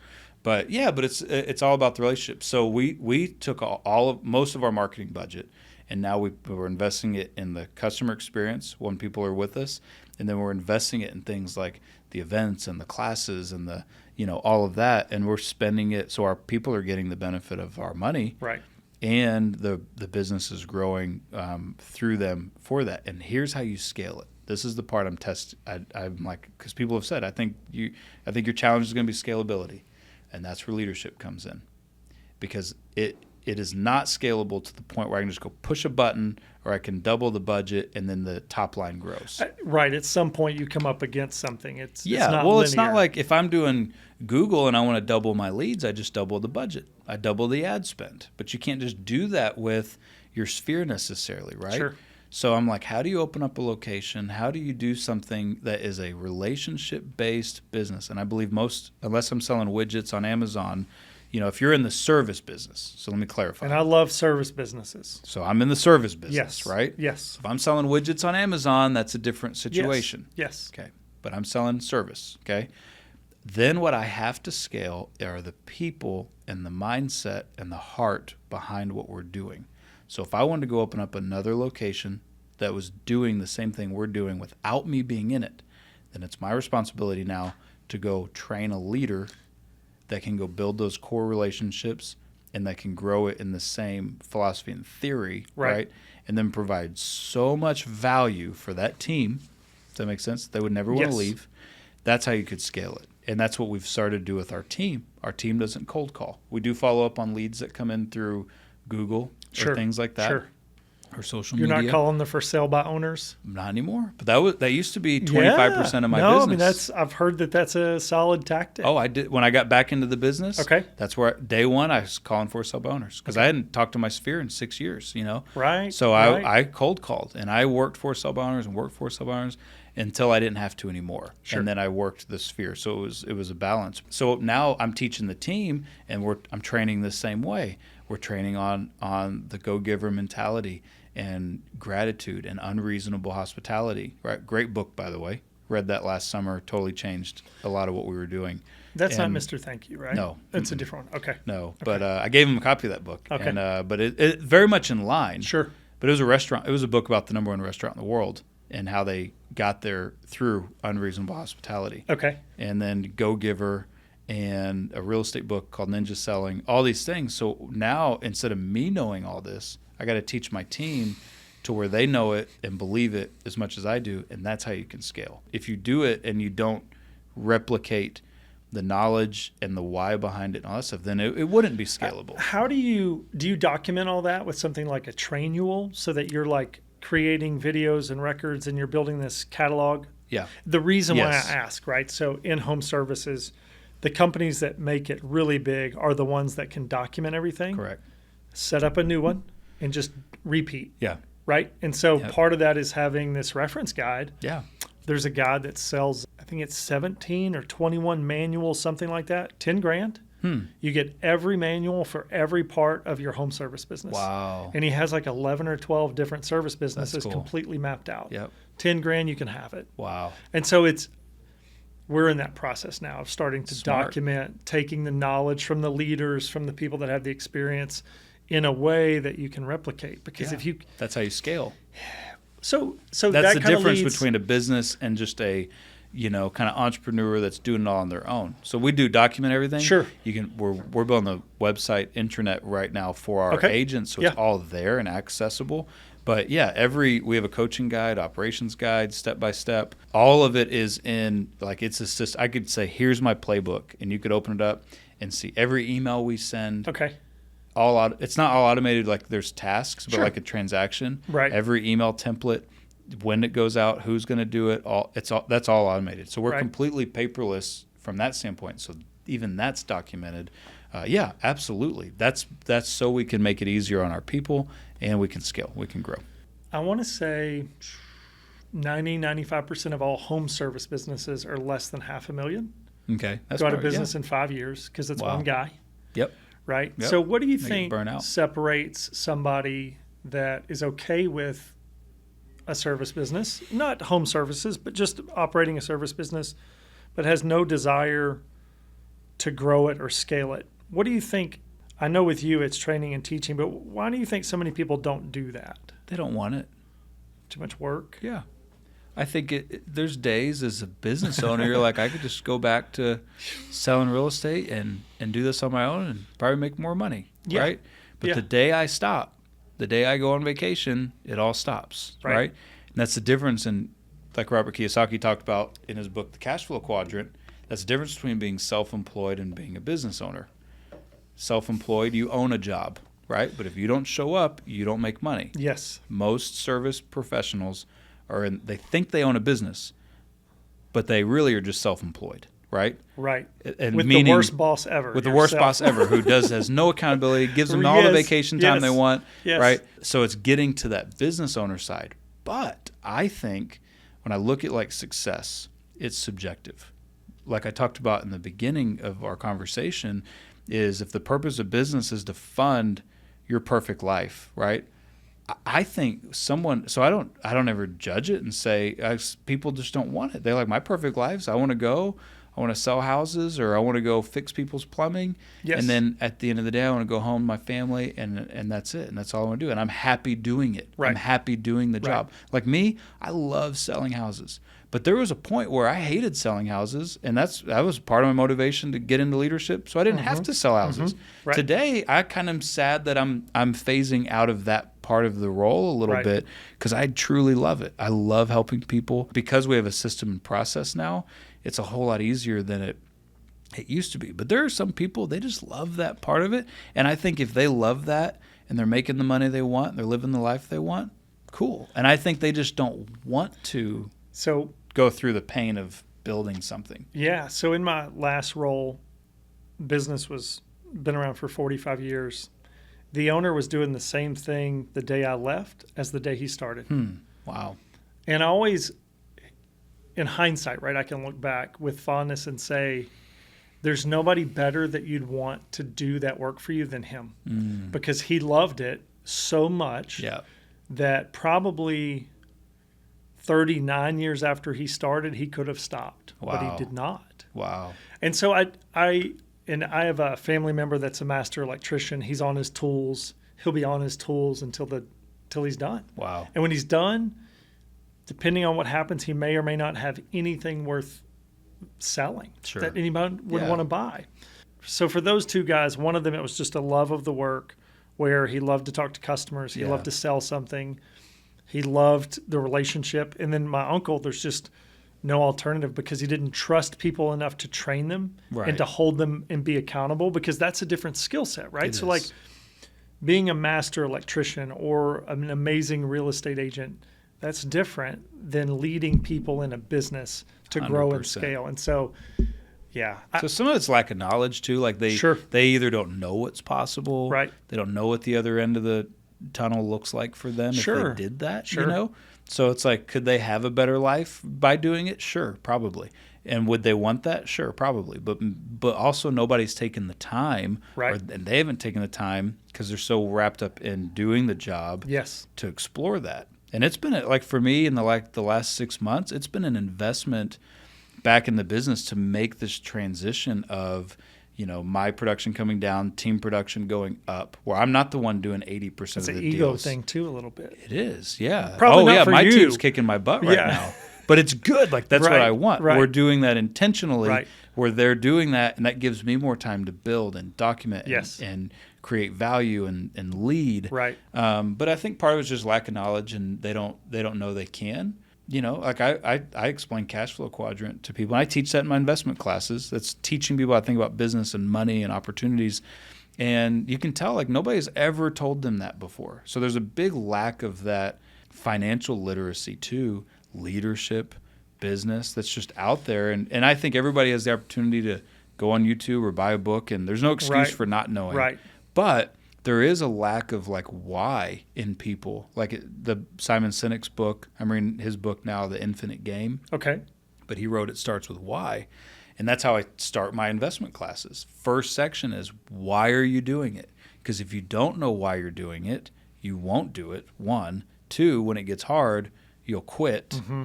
And so most people, they don't have the why. They don't have anything driving them to need or want to make more money or have more time. Does that make sense? Like, they just... It does. Have you ever had someone on your team that's, like, so ambitious you knew quickly that they were going to, like...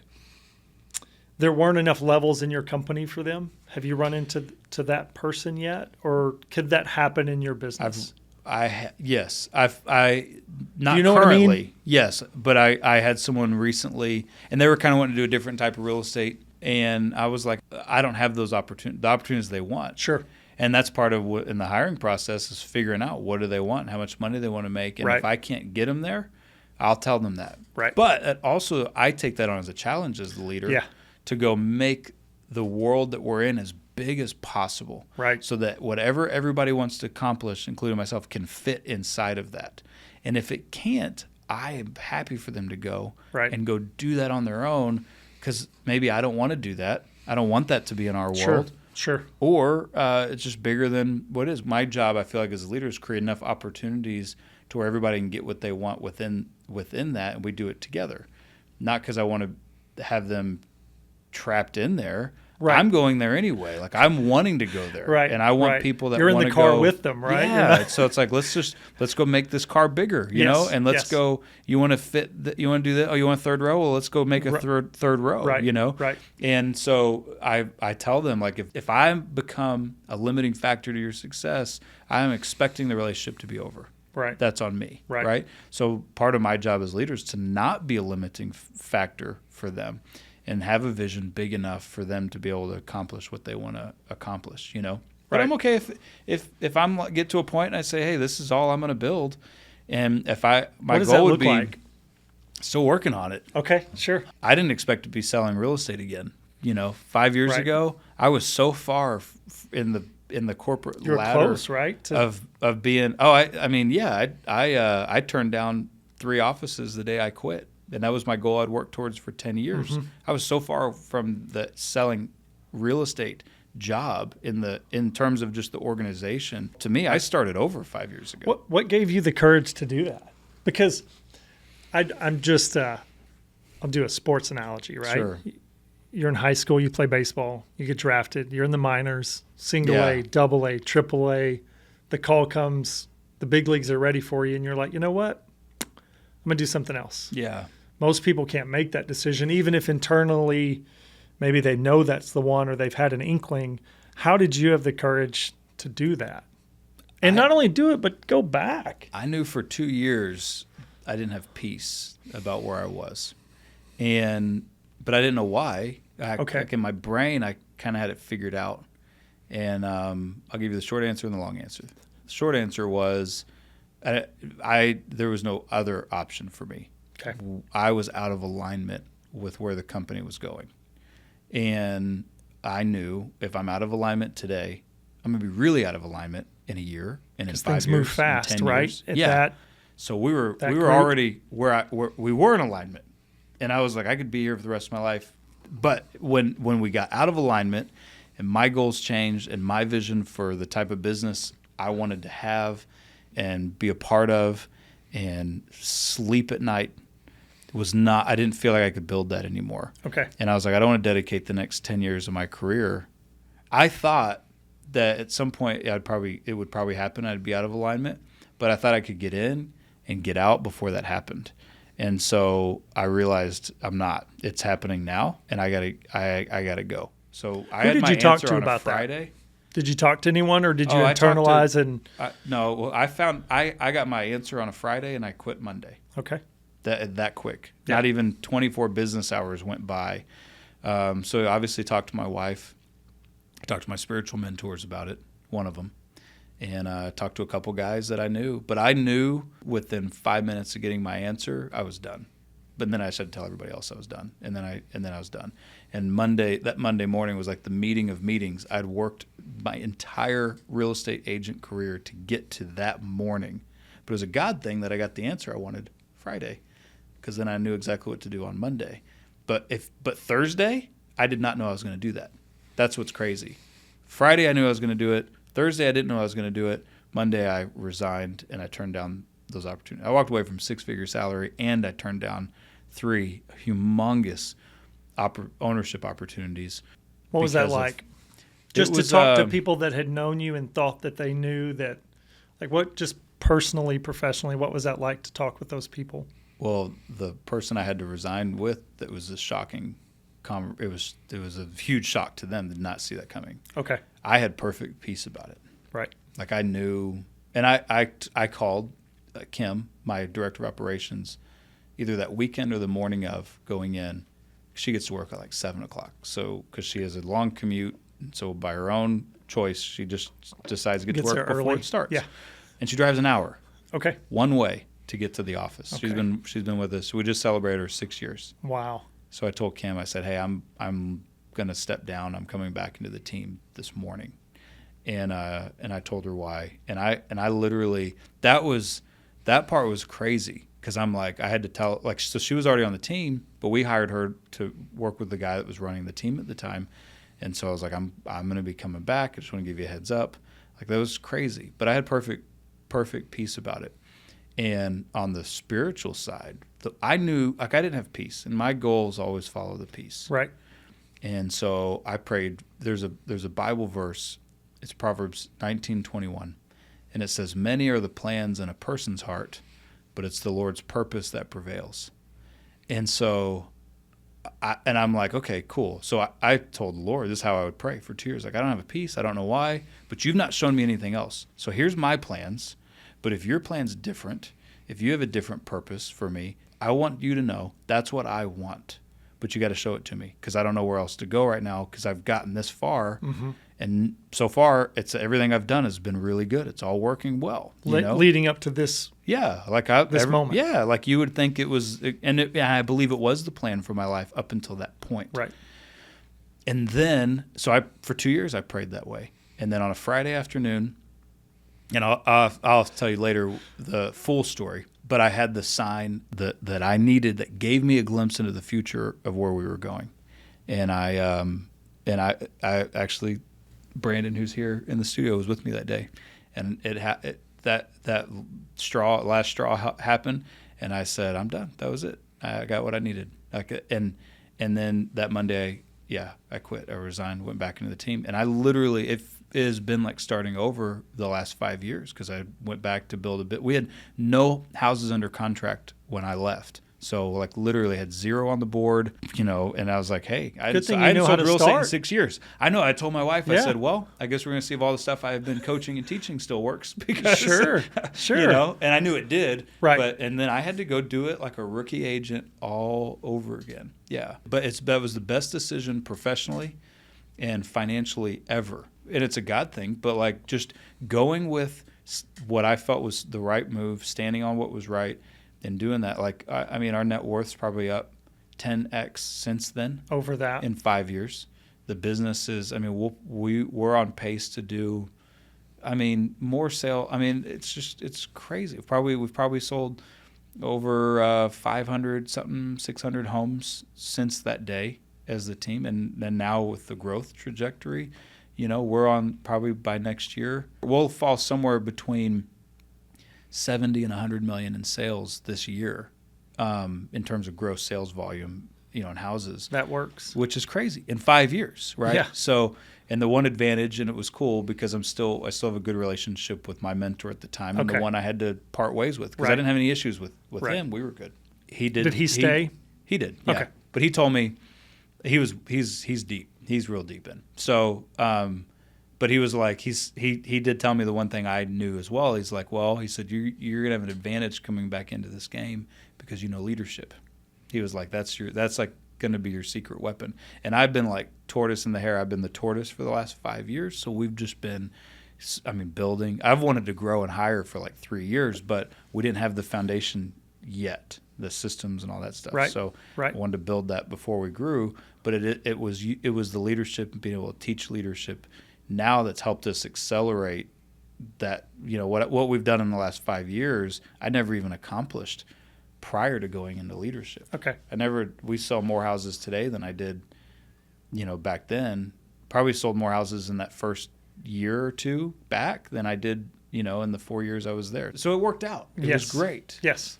But still hard to do. Scary. It was scary and not scary. Like, I knew I was doing the right thing, mm-hmm.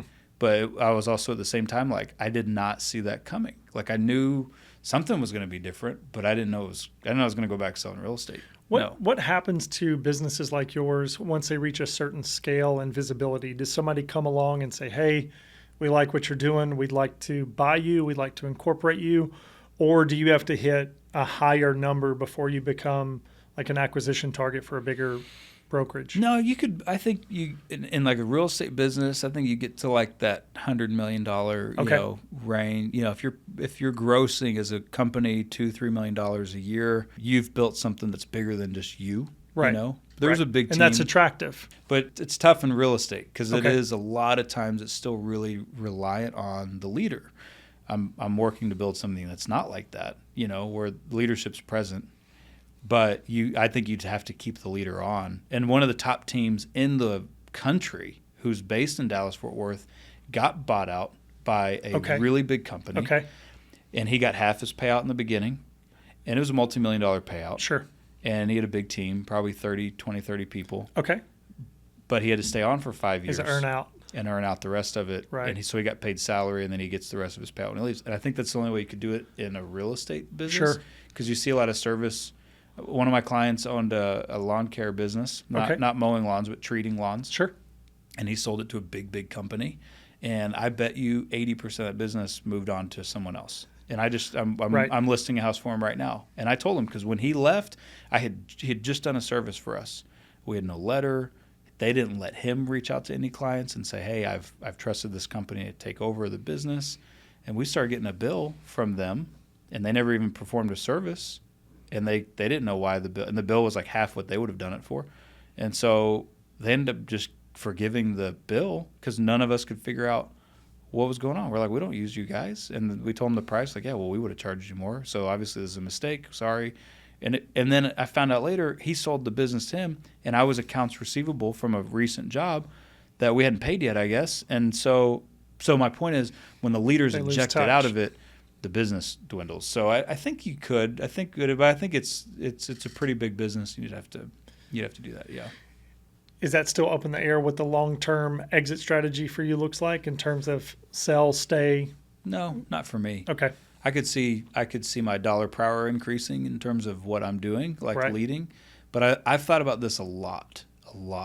And I've looked at these companies like Apple. Steve Jobs, the worst time Apple did was when he was out of the business. And a guy like that, a billionaire, was in the day-to-day till the day he died. He was in the details. In the details. Right. I don't know. Demanding better from everybody. Yeah. I don't know. Like, I just read Good to Great by Jim Collins. Yep. And I'm about to read Built to Last. And I read Good to Great with my team. A lot of these books, we read it as a team. Right. So it's not just me. We're all learning, right? Right. And in the short term, it looks like it works, 10 years, 20 years. But like to build a company that truly lasts the test of time, I think the jury's still out on how possible it is for the leader, if they don't replace themselves with equal or better leadership, that it can really stand. You think of like people talk about passive income all the time. There's a great book called The Road Less Stupid. Okay. Love it. Notes from the CEO or something like that. Okay. And the guy, great, you would love the book. Yeah, The Road Less Stupid. Nothing but questions. It's a thinking book. And he talks about there's no passive income. Nothing's passive. He says there's leveraged income. Sure. But if you own a rental property, even if you have someone managing it, you still have to talk to the property manager. There's still something you have to do, right? Sure. He goes, tell me how good a passive marriage would be. Or passive child rearing, like we were talking about earlier. Yeah. Or passive anything. There's nothing long-term sustainable that's truly passive. Right. That I know of. I haven't figured it out yet. I'm talking like generationally. I'm talking like a 50-year passive something. Sure. There's not much. There's always a little bit of something that has, even if it's like really high dollar per hour. But I think that you have to be think involved. About a doctor or a lawyer. Yeah. Doctor, if you're not performing surgery, if you're not pulling teeth, you're not doing veneers. No. But even leading a company, the vision, and it's like what Steve Jobs did. He came back in. Apple was suffering. That 100 products. Steve Jobs came back in, whittled that down to like 10, and said, "This is where we're focused, and this is the vision." And they were playing what Simon Sinek would say is an infinite game. They didn't care about what the competition. They were just trying to beat themselves. Right. They didn't care. He quoted in this book recently, Microsoft, had created really a better MP3 player than the iPod. But see, Apple knew they were going to create the iPhone. And Simon Sinek spoke for both companies. He said Microsoft only talked about beating Apple. Apple only talked about the future and innovation and how we're going to change the world. They were playing an infinite game, a different level, right? And I think that's a leadership problem. So the guy that was in leadership at Microsoft, who was put as CEO, he had this finite mind. It was all about short-term wins. He wasn't. Was that Ballmer or a different guy? It was Ballmer. Okay, yeah. And he's also getting $1 billion in dividends. Yeah, which is doing okay. He worked out great for him, but who took over the phone space and MP3 space and all? Apple crushed it. Yeah, on that they definitely piece. diverge, right? Because now Microsoft is more infrastructure, software as a service, where Apple is a consumer products, luxury company. Yeah, in reality, wants at their margins. Right, it's crazy, but it was It was a difference in leadership. So I do wonder, so I don't have any plans to ever sell the company. Sure. I'll be involved. I feel like, and I want to be. I'll be involved, maybe less in terms of like hours per week at some point, right. you know, but is to develop leaders within the organization that can continue to take it. But I think it has to be the right leaders. Selling it is the chances of that company continuing on at a high level. If it's not in perfect alignment with who buys it, then it's probably not going to work. There's a lot of those acquisitions that happen in the home services space right now because private equity realizes, yes, well, your dad was in commercial roofing, yeah, right? A lot of those are contracts for locations and service areas, and if you get one Whataburger, you get 10 Whataburgers. If you get so, there's a lot of that, and what we're seeing is the cost of home ownership is rising because these private equity companies are buying and rolling up. Now all of a sudden, where you had 50 HVAC companies competing for your business, now you have 3 or 4 that you can actually find. And they're bundling them up. Yeah. And what is the price? I had somebody to come out the other day. We had a breaker go bad. It was $700 to replace a $12 breaker from Home Depot. No $700. Way. That's insane. And they wanted to they charged me $99 to come out. Wow. I remember when you could replace the whole panel for $700. Well, and I was going to say, I mean, eventually, right, I went and got my own breaker. I was just curious, right, because I love to call service companies and see, Stanley Steamer. You know, how do they answer the phone? What do their cars look like? Because, gosh, if you can find out a way to scale a home service business, you can really. And you can sell. And same thing with real estate. Yep, you can. And so it's possible. It is totally possible to build it, sell it. That happens all the time. Well, I mean, to scale it. Like you could pick up and go to Austin. You could go to the Carolinas, right? Scale it. Oh, and we plan to do that. I love that. Oh, we plan to do that. Yeah, but I don't know that I'll eject from it. I think it depends on. What would you do? I mean. Yeah, I mean, I don't, If you do what you enjoy, you should want to do more of it when you get better at it and you make more money at it. Yeah, and it's what we can do with the money, and all that matters. That type of stuff. Yeah. Right. So I told my wife I'll never retire. I said my dollar per hour might be really great, but I'll always be doing something. Right. And then we'll just continue to do more probably ministry work and things like that, and with that piece. But yeah, it's like I'm going to be doing something productive till the day I die. I don't ever see myself just doing nothing. Right. How do you think your employees would describe you? I don't know. How would you want them to describe you? I didn't call and ask anyone. No, by the way, I don't know. I'd be curious. I'm not checking you against anyone. I hope that they would describe me as a leader who loves them and wants more for them than they even want for themselves. And I feel like that's probably how they would describe, because from what they've told me, we could ask them, but that's what they've told me. But I think they know, hopefully, someone who runs the business in a way that honors God, which is in our mission statement, right, and loves people and truly wants to make an impact. That's what I would want them to say. So I would hope. We'll see. I'll let them listen to the answer and tell me if I'm right or wrong. How do you think your kids would describe you? How would you want them to describe you? Oh man, greatest dad ever. We're good. Me and then my wife. I mean, we're the greatest humans on the planet to them. So yeah, and they want to come to work with me all the time, and I got asked this morning, and they don't like me to leave, and it's tough being dad sometimes because everybody wants you. Yeah. It's even tougher being mom. Oh, well, I was going to say I can't speak to that, so I'm not going to. But I know as dad, sometimes when you come in, it's like they all want all of your attention all the time, 100%. and it's like my job's not over till they're in bed, and then I'm still husband at that point. Right. There's no. You don't get to take a break from being. I mean, you can go take breaks. There's things you can do, squeeze in some golf, do some stuff, but you're still dad. You're always dad. Well, and the older they get, they can do those things with you. Yeah. You know, because your oldest is 13. Yeah. Yeah, he can go to the golf course. But see, he still gives me a kiss at night and hugs, and we're buddies, and so I never understood. I'm his dad, but yes, but in his brain, we have that type of relationship where, he can still hug me, kiss me, snuggle, come sit on the couch, snuggle up with me. He's 13 years old, And this gets to the point of to the discussion we had earlier about a life that you want. Yeah. If you're on the road 100 hours, if you're in the airport twice a week, 3 times a week, you see your kids on the weekend. Right. It's not worth it. It can't be worth it. I mean, I have a marriage, I hope that is similar to yours with kids, and nothing would be worth missing out on that time Yeah, it was hard because when I used to travel a lot to teach and coach. I used to see you traveling in Lubbock and all over the place, right? And I went last year for, I think a couple days. Okay.